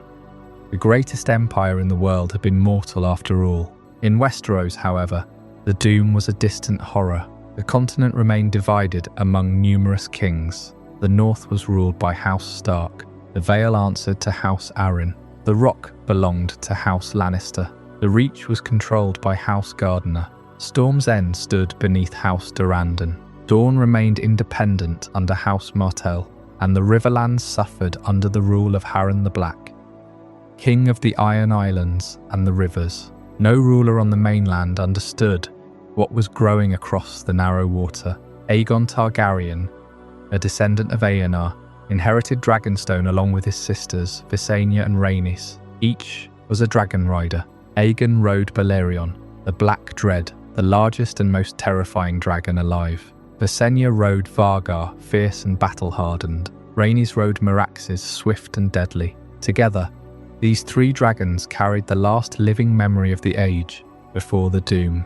Aegon did not seek to restore Valyria exactly as it had been. The Freehold had been ruled by many Dragonlord families, each competing for wealth and influence. Its power had been vast, but its politics had been cruel, divided and unstable. Aegon instead looked west, toward a land fractured into rival kingdoms. Where others saw 7 separate realms, he saw one kingdom waiting to be forged. His conquest would transform the history of Westeros. Castles that had stood for centuries would burn, kings would kneel or die, great houses would rise, while others would vanish forever. And from the ruins of war, Aegon would create a new dynasty, one built upon the same dragons that had once served the ancient lords of Valyria. But the Targaryen victory carried the shadow of the doom with it. Their dragons gave them power beyond ordinary men, yet they were also a reminder of what had been lost. The family was the last remnant of a civilization that had believed itself invincible. Every generation that followed would live with that contradiction. They were heirs to unmatched greatness, but also survivors of the greatest destruction the world had ever known. The flames of Valyria had ended an empire. The flames of House Targaryen were about to begin another. The fire that consumed the Dragonlords did not extinguish once the city was gone. The 14 flames, having erupted with a force never before witnessed, continued to tear the land apart. What began as a volcanic disaster quickly became a transformation of the entire peninsula. The doom does not merely destroy a city, it breaks the land itself. As the eruptions continued, the Valyrian peninsula began to splinter. The solid ground that had held the empire for 5,000 years was rent apart. The Valyrian peninsula is torn apart, separating the ruins from the lands of the long summer. Where once a solid landmass connected the freehold to the rest of Essos, now there was only a shattered coastline. The very geography of Essos was remade in a matter of days. Coastlines change, islands vanish, and the geography of Essos is permanently remade. Entire islands that had dotted the surrounding seas were swallowed by the rising waters or blown apart by the eruptions. The land itself seemed to rebel against the people who had once mastered it. The seas that had once been full of life boiled with fury. Where an empire once stood, only ruin, ash and poisoned water remain. The smoking sea, filled with ash and sulphur, became a testament to the destruction. The waters were poisoned, and the air was thick with fumes. The peninsula that had been the heart of the Valyrian freehold was now a wasteland, a place of death and decay. The lands of the long summer, once a region of unparalleled fertility, were now separated from the rest of the world by a sea of smoke. The world was forever changed. The shattering of the peninsula created a new barrier, a line between what was and what could never be again. The doom had not only ended an empire, but had remade the very face of the earth. And in this new world, the ruins of Valyria stood as a warning, a memory of power and its fall. On Dragonstone, the Targaryens looked upon the devastation from afar, knowing that they were the last of their kind. The smoking sea would remain a barrier for centuries, but for them, it was the end of one story and the beginning of another. Yet survival did not mean safety. Dragonstone was a remote outpost, rich in dragonstone and surrounded by harsh waters. but it had never been intended to become the seat of a new dynasty. For generations, it had served as a western fortress of the Freehold, a place from which Valyrian lords watched the narrow sea and traded with the lands beyond it. Now it became a refuge for the last Dragonlords known to have escaped the cataclysm. The Targaryens had left Valyria years before the Doom, guided according to their family tradition by a dream. Daenys the Dreamer had foreseen fire consuming the Freehold. Her father, Aegon Targaryen, chose to abandon the power and prestige of Valyria rather than dismiss the warning. Many of the great houses mocked him for it. To the proud Dragonlords of the peninsula, fleeing to a bleak island at the edge of the world seemed like an act of cowardice. But when the flames rose and Valyria vanished, the Targaryens became something far more significant than exiles. They became heirs to a civilization that no longer existed. They still possessed dragons, though far fewer than the countless beasts once commanded by the Freehold. They retained the old Valyrian language, the customs of Dragonlords, and the knowledge that had made their people feared across 2 continents. Yet much had been lost forever. The spells that had shaped the roads and towers of Valyria were gone. The secrets of forging Valyrian steel became rare and mysterious. The great bloodlines that had ruled beside the Targaryens had been erased in a single terrible event. Across Essos, the collapse created chaos. The Freehold had ruled vast territories through armies, tribute, trade, and dragons. Its fall left former colonies, conquered cities, and old enemies suddenly free to choose their own futures. Volantis, the oldest and proudest of the free cities, claimed to be the true successor to Valyria. Its ruling families continued to honour old Valyrian traditions, wearing the names and symbols of the Dragonlords who had once controlled the world. But no city could truly replace the Freehold. Without dragons to enforce its will, Volantis could not restore the empire. The other free cities pursued their own interests. Some turned to trade, some built fleets, some raised mercenary armies, some fought bitter wars over land that had once belonged to Valyrian masters. The political order of Essos had been shattered just as completely as the peninsula itself. Even those who had hated Valyria learned that freedom came with a cost. The roads once protected by imperial power became dangerous. Trade routes shifted. Old rivalries returned. Kingdoms that had paid tribute to the Dragonlords now faced threats from their neighbours, their former slaves, and ambitious rulers who saw opportunity in the ruins. The Doom also gave birth to legends that spread far beyond the smoking sea. Sailors spoke of strange lights beneath the waves and shadows, moving through the ash. Survivors told stories of twisted creatures, ruined towers, and dragons that had become wild and monstrous. Few accounts could be trusted, because so few who entered the ruined waters ever returned. For centuries, the smoking sea remained one of the most feared places in the known world. Ships avoided it whenever possible. Captains believed the air itself could kill a man, and that the waters hid wreckage, volcanic stone, and things far worse. The ruins of Valyria became a forbidden realm, a place where treasure hunters, exiles, and fools went seeking lost wonders. Most found only death. Yet the memory of Valyria endured.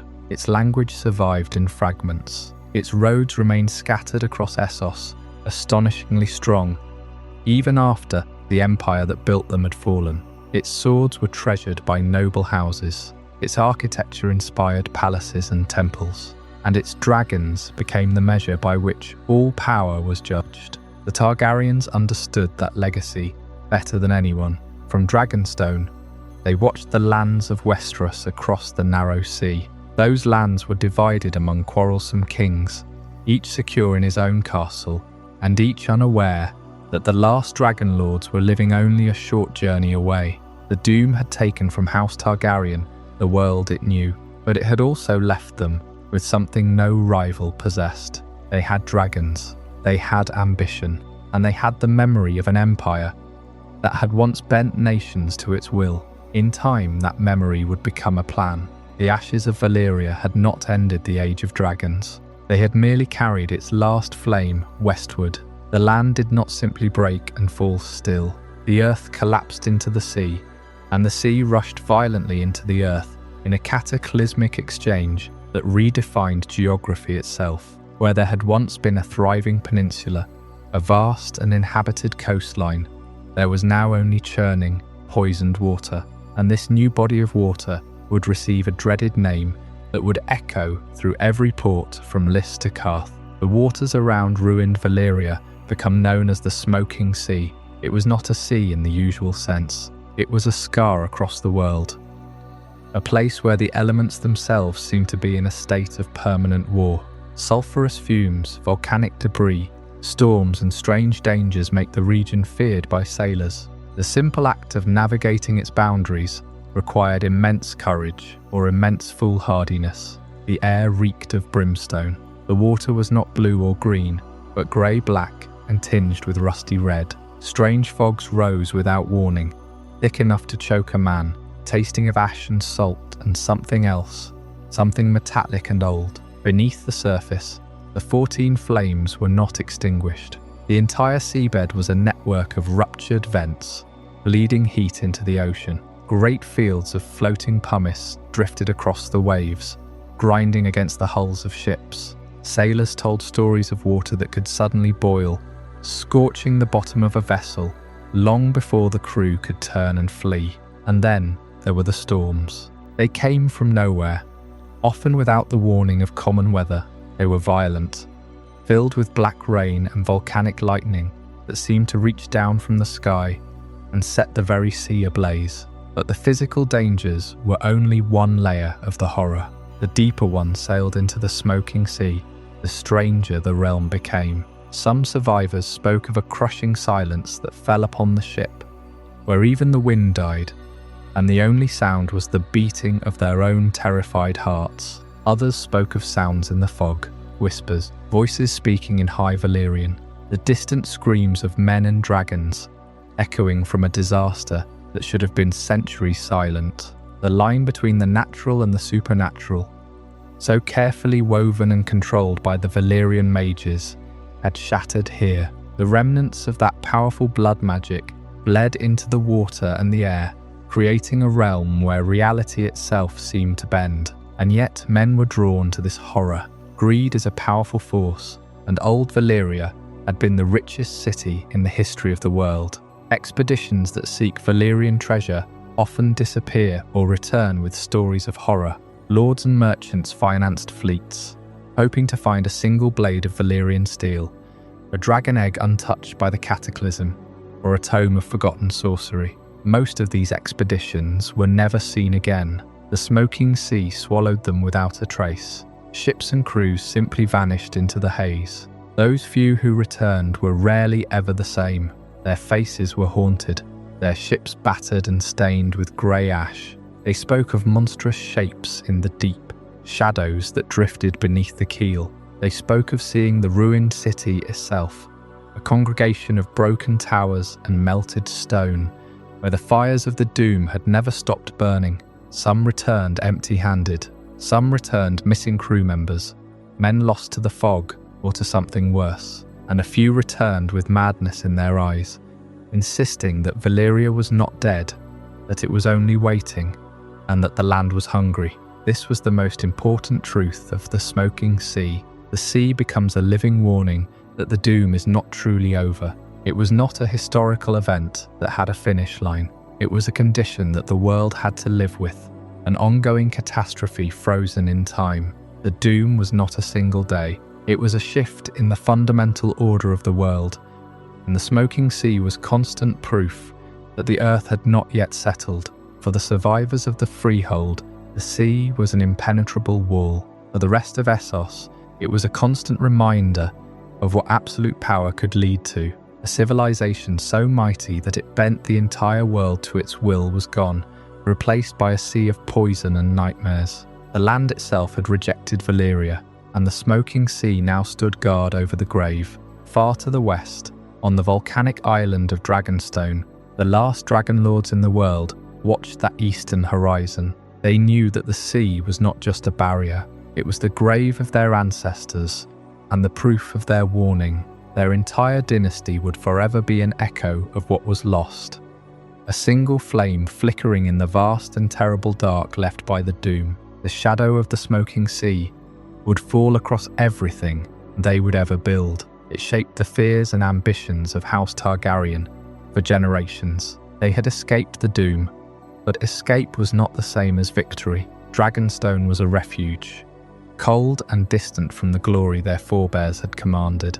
Its black walls and smoking mountain were reminders that even in exile, they remained bound to fire and stone. From that lonely fortress, the Targaryens looked west instead of east. They could not reclaim the freehold. No army could march into the poisoned ruins of Valyria, and no Dragonlord could restore an empire built upon ashes. So they turned toward Westeros, a fractured land divided among proud kings, ancient houses, and rival kingdoms. What began as the survival of one family would eventually become conquest. But even when Targaryen dragons flew above the castles of Westeros, the doom remained behind them. It lived in their blood, in the fear that dragons inspired, and in the knowledge that no power, however magnificent, was beyond destruction. Valyria had ruled with dragons for thousands of years. Its roads crossed continents. Its armies crushed kingdoms. Its sorcerers commanded forces that ordinary men could barely understand. And still, it had fallen in a single unimaginable catastrophe. That was the lesson waiting beneath the fog of the smoking sea. Not merely that Valyria died, but that it died at the height of its strength. Its wealth did not save it. Its dragons did not save it. Its ancient magic did not save it. In the end, the empire that believed itself eternal became a warning whispered by sailors and feared by kings. The smoking sea was more than a graveyard. It was a wall that severed the present from a past that had ruled the world for 5,000 years. And on the other side of that wall, the world began to change. The knowledge that the Dragonlords were dead did not arrive as a single piece of news. It settled slowly like ash from a distant fire. Ships bound for Valyria vanished without a trace. The smoking sea told no tales. Trade partners waited for orders that never arrived. Slaves expected their masters to return and punish any rebellion, but the masters did not come back. The rhythm of the empire broke. Historians would call the next 100 years the century of blood. With the freehold gone, its colonies and subject lands were suddenly left without a master. The silence where the Dragonlords had once spoken was terrifying. But it was also an opportunity. The free cities began shaping independent identities from Valyrian foundations, but it was a violent and uncertain birth. In Volantis, the great gates of the Black Wall closed as the old blood argued over the future. The tigers and the elephants, the two political factions, fought for control. Volantis proclaimed itself the successor to the Freehold. It demanded tribute from the other cities, claiming the authority of the Dragonlords for itself. But Lys, Myr and Tyrosh refused. They had tasted freedom, and they would not kneel again. Braavos, a secret city founded by slaves who had fled Valyria, now stepped fully into the light. It revealed itself to the world, and the world discovered that a hidden city had become a sea power without equal. The Braavosi built the arsenal, the Iron Bank, and a fleet that could match any three of the other free cities combined.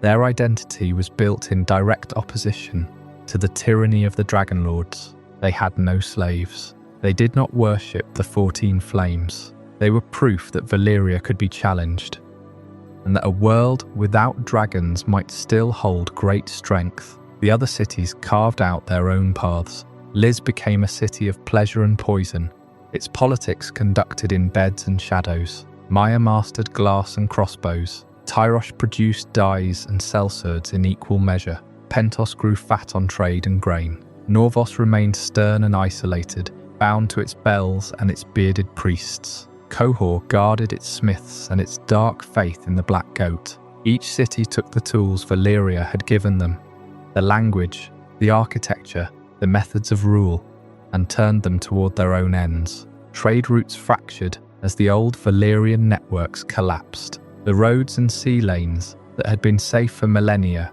suddenly became dangerous. Piracy exploded across the Narrow Sea and the Summer Sea. Armies reorganized as the Freehold's legions broke apart. Veterans formed sellsword companies that sold their loyalty to the highest bidder. Companies like the Golden Company would not form for another century.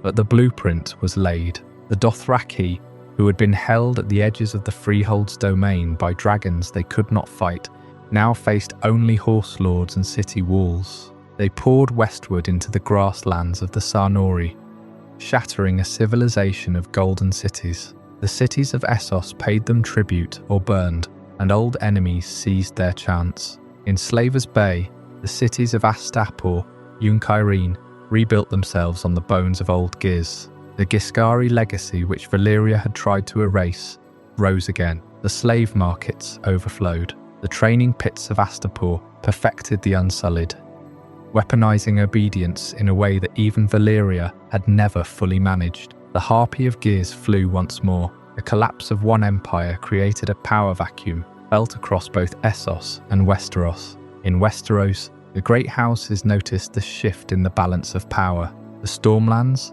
the Reach, and the Westerlands had all felt the shadow of the Freehold's power indirectly, through its influence on trade and its colony on Dragonstone. That shadow was gone.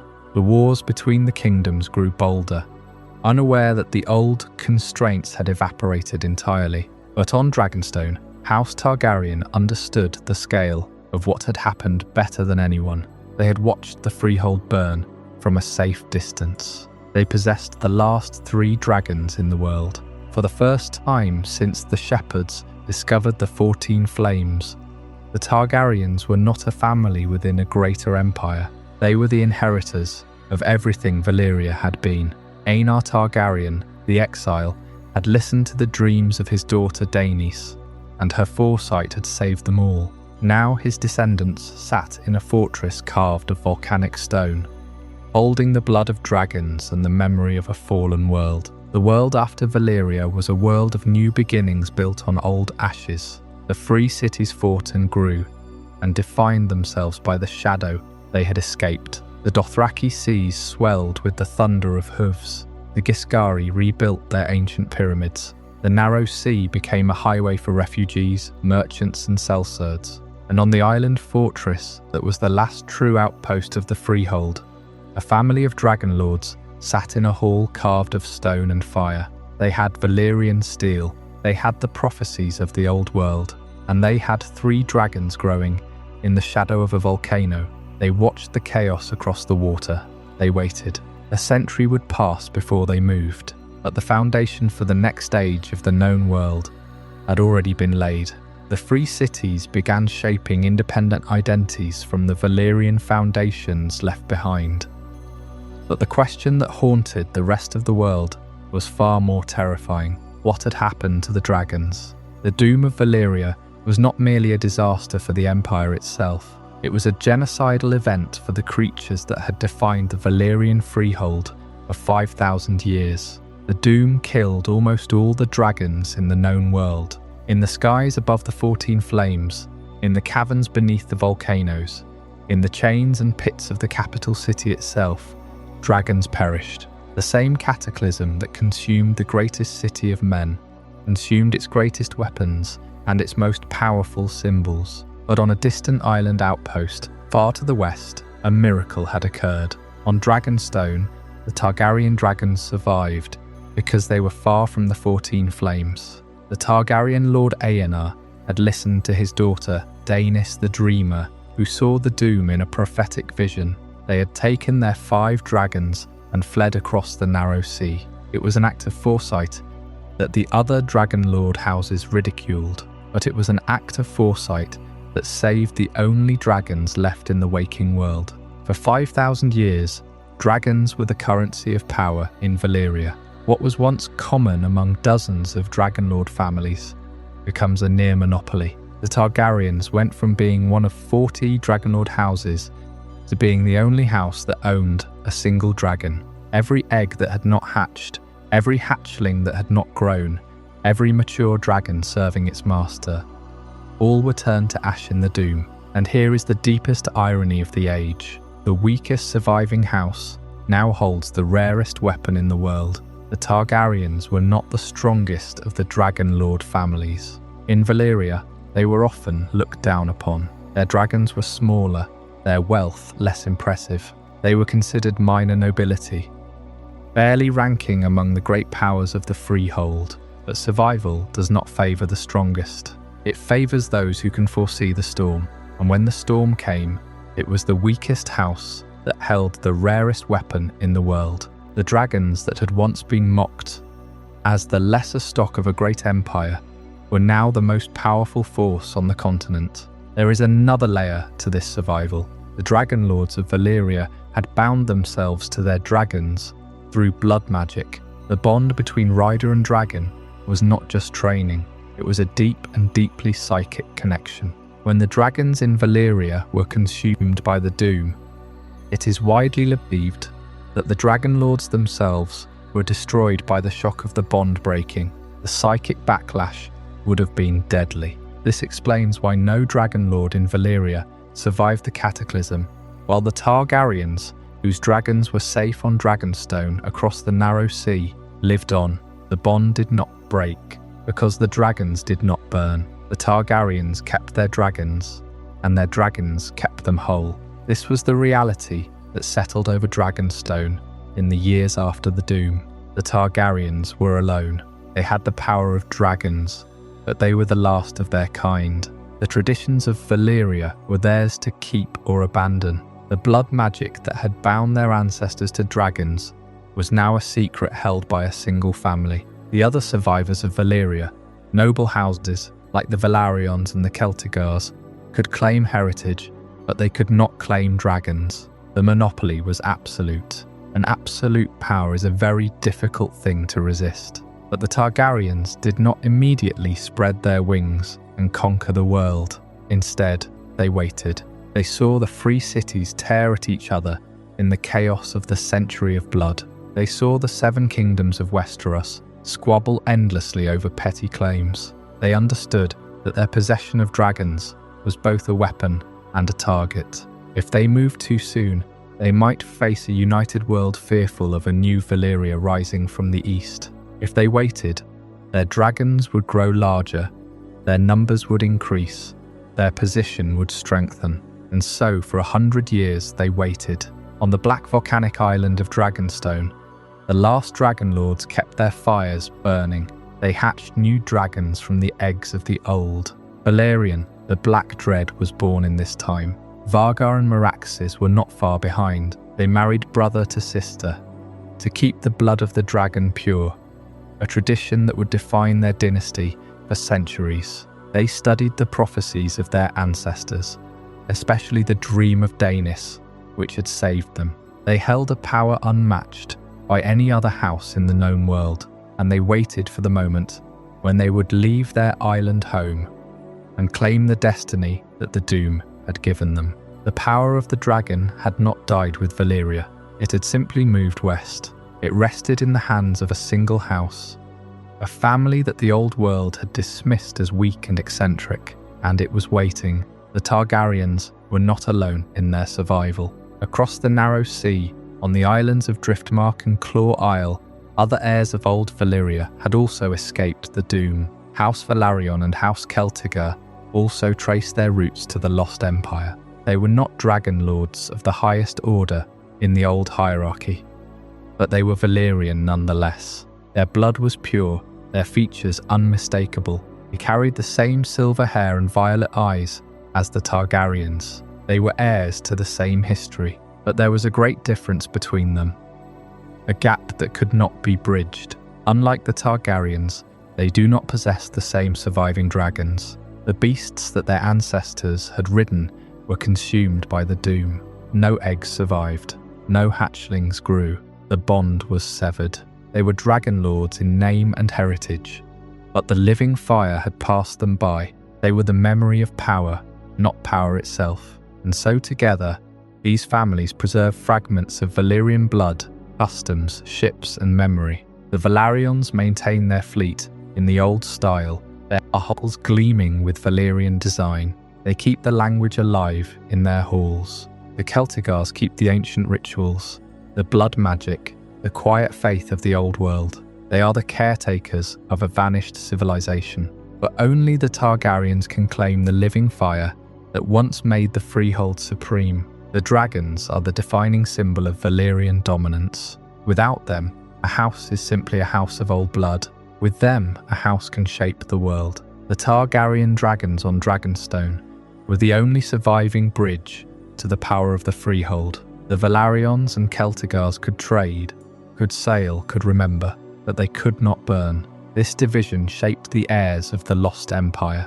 The Velaryons became the lords of the sea, their influence measured in ships and gold. The Celtigars became the lords of memory, their halls filled with old texts and older traditions. The Targaryens became the lords of fire, the keepers of the flame. Each house held a piece of the whole, but the whole was gone. The sea, the memory, and the fire.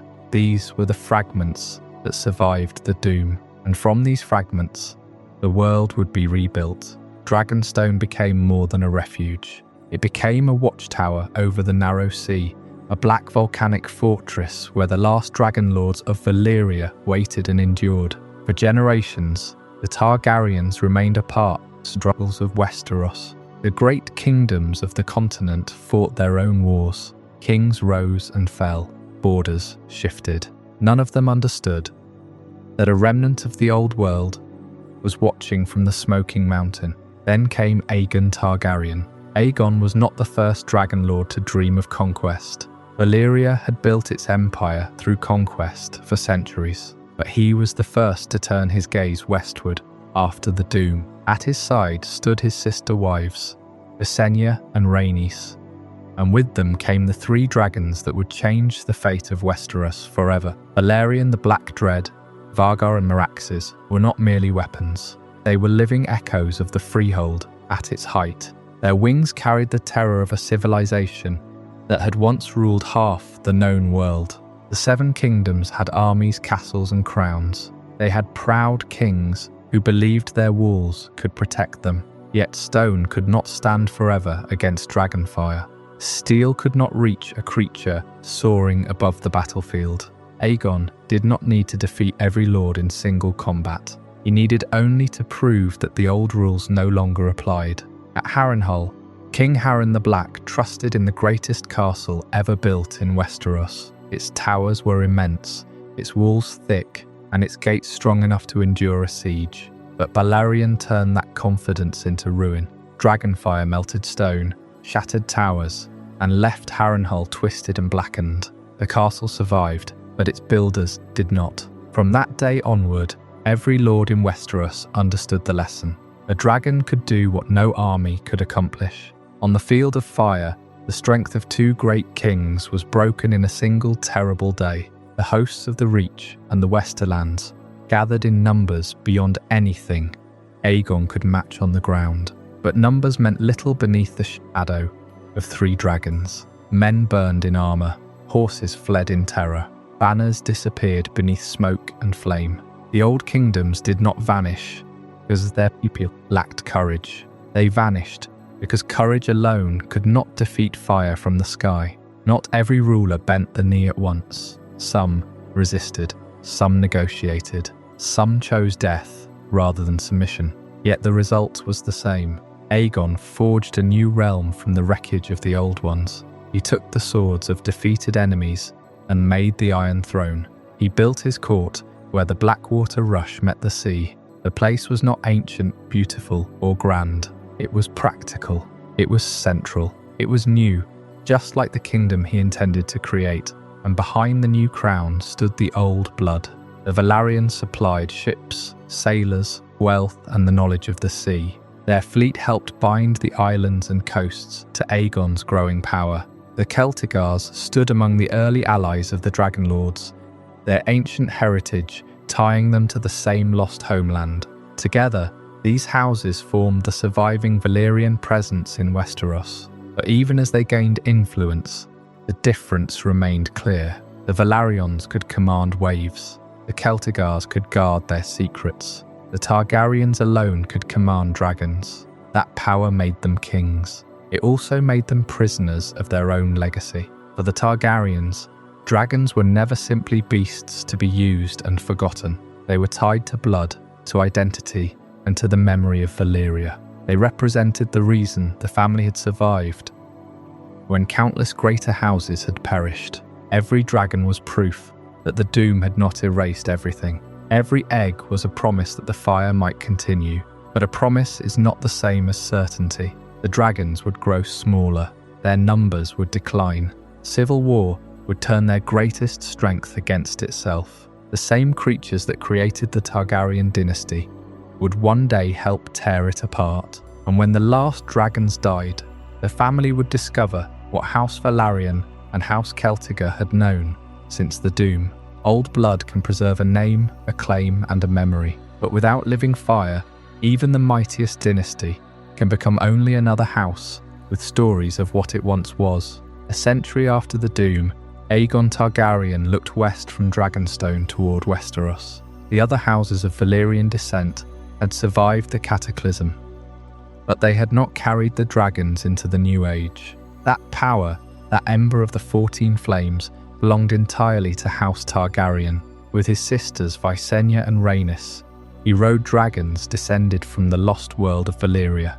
Aegon himself rode Balerion the Black Dread, the largest dragon since the Doom. Balerion carried the name and terror of the ancient Freehold into a new age. Visenya rode Vargar, a fierce and seasoned she-dragon. Rhaenys rode Meraxes, swift and deadly. Together, the three dragons had been born from the last surviving eggs of Valyria. They were the final remnant of a world that had turned to ash. Lords across the continent had heard tales of the great winged beasts that had once dominated Essos, but they had never faced them. They were about to learn that the stories did not do the reality justice. When Aegon landed at the mouth of the Blackwater Rush, declared himself the rightful king of all Westeros, the lords laughed at his audacity. They did not laugh for long. The war was not long by the standards of the time, but it was decisive. The field of fire saw the combined armies of the Reach, and the rock burned into submission. 4,000 men lost to Dragonfire in a single afternoon. Harrenhal, the greatest fortress in the land, was melted into a ruin in a single night. The towers dripped like hot wax. Aegon's conquest transformed a family of survivors into the rulers of most of Westeros. The Iron Throne was forged from the swords of their enemies, a constant reminder of the power that had brought them to rule. The Targaryens were no longer refugees hiding on an island. They were the kings of the Seven Kingdoms. The story of Old Valyria had reached its end, but the legacy of the Dragonlords was not over. It had simply crossed the narrow sea. The last chapter of the Freehold was written on the ruins of the peninsula. The first chapter of the Iron Throne was written in the heart of Westeros. The dragon had found a new home, yet a new home did not mean a peaceful one. Westeros had been conquered, but it had not been made simple. The kingdoms had long memories, old rivalries, and proud lords who bent the knee only because fire had fallen from the sky. Aegon understood that dragons could win a realm, but they could not govern every village, settle every inheritance, or silence every grievance. So he built a court around the throne, drawing great houses into his service and turning former enemies into bannermen. King's Landing rose where Aegon had first come ashore. At first it was little more than a growing camp beneath the shadow of the Red Keep, crowded with soldiers, merchants, smiths, sailors, and ambitious nobles. In time, it became the centre of the realm. The city was built, not because the place was beautiful or ancient, but because it was useful. It stood at the meeting point of river, road, and sea. More importantly, it stood beneath the wings of dragons. The Targaryen kings did not rule as Valyrian freeholders had ruled. The old freehold had been an empire of many Dragonlord families, each pursuing power through conquest, slavery, wealth, and blood. In Westeros, the Targaryens were one dynasty set above a feudal order they had inherited. They adopted the title of king, accepted the faith of the Seven, and confirmed the privileges of the great lords. Yet they kept certain customs apart from the people they ruled. Chief among those customs was marriage within the family. Brother wed sister, Uncle wed niece, cousins wed cousins. To the lords of Westeros, such unions were unsettling, even abhorrent. To the Targaryens, they were a shield around the blood of the dragon. They believed that their bond with dragons was not merely a matter of training, it was something carried in their lineage, a gift or curse passed down from Old Valyria. For more than a century, that belief appeared to be true. Targaryen princes and princesses were given dragon eggs in their cradles. Some eggs hatched, some did not. Some children claimed dragons already grown. Creatures whose names became woven into the history of the realm. Dragonstone remained the heart of this inheritance, its volcanic caverns warm enough for nests of stone and smoke. The island was a fragment of Valyria preserved in the Western Sea. But the dragons were never simply weapons. They were living creatures with tempers, hungers, and wills of their own. A rider could form a bond with a dragon, but no dragon was truly tame. The great beasts could carry kings across mountains, destroy castles, and decide battles in moments. They could also turn a royal dispute into a catastrophe beyond any human army's power to contain. That catastrophe came during the Civil War, remembered as the Dance of the Dragons. It began as so many wars begin, with a question of succession. King Viserys named his daughter Rhaenyra as his heir. Many lords swore to honour her claim. Yet after Viserys died, others crowned her half-brother Aegon instead. Both sides possessed dragons. Both sides believed the Iron Throne belonged to them, and both sides were willing to burn the realm to prove it. The war revealed the terrible weakness hidden within Targaryen strength. Dragons had made the dynasty nearly unstoppable when their enemies had none. Once dragons fought dragons, the sky itself became a battlefield. Great beasts tore at one another above lakes, castles, and cities. Their riders died in flame or fell screaming from impossible heights. Armies marched beneath wings that could turn thousands of men into ash, while small folk suffered for a quarrel born inside a royal family. By the end of the dance, the victors had little cause for celebration. The realm was wounded. The royal bloodline had been thinned, and most of the dragons were dead. Those that remained grew smaller and weaker. Within a few generations, the last dragon died in captivity, described as a sickly creature no larger than a dog. With its death, the age that began with Aegon's landing seemed to end. The Targaryens still possessed the Iron Throne, their name, and the fear inspired by their ancestors. But without dragons, they were no longer something apart from other great houses. They had to rely on alliances, marriages, armies, gold laws, and the uncertain loyalty of men. Their Valyrian heritage remained visible in silver hair and violet eyes, but the living fire of their power had gone out. Even so, the memory of Valyria never truly vanished. It lingered in the shape of Dragonstone walls, in blades forged from Valyrian steel, in the words spoken by a few surviving families across the narrow sea. It lingered in stories of cities swallowed by fire, of sorcerers commanding beasts from the clouds, and of a civilization so mighty that its destruction became the dividing line between one age and another. For the people of Westeros, Old Valyria was both history and warning. Its ruins promised lost treasures, forgotten knowledge, and unimaginable wealth. They also promised death. Sailors spoke of haunted seas and smoking mountains. Adventurers sailed toward the peninsula, seeking glory, then vanished, without a trace. The doom had not merely destroyed a city or a kingdom, it had left behind a wound in the world. And in that wound lay the central mystery of Valyria. How could a civilization that mastered dragons, raided roads across continents, and ruled half the known world disappear so completely in a single day? Perhaps its power had always contained the seeds of its ruin. Perhaps no people should have held dominion over fire and blood for so long. Or perhaps the doom was simply a reminder that even the greatest empires are temporary. The Dragonlords believed themselves closer to gods than to men. In the end, their towers broke, their armies vanished, and their names became echoes. Only one family escaped with its dragons, carrying the ashes of an empire into a distant land. House Targaryen did not preserve Old Valyria exactly as it had been. No one could have done that. but for centuries they carried its flame. And as long as people looked upon a dragon with fear and wonder, the lost freehold was never entirely gone. When Aegon the Conqueror first set his sights on the shores of Westeros, he carried the last embers of a world that had already been consumed. The high towers of Dragonstone were not merely a fortress against the narrow sea.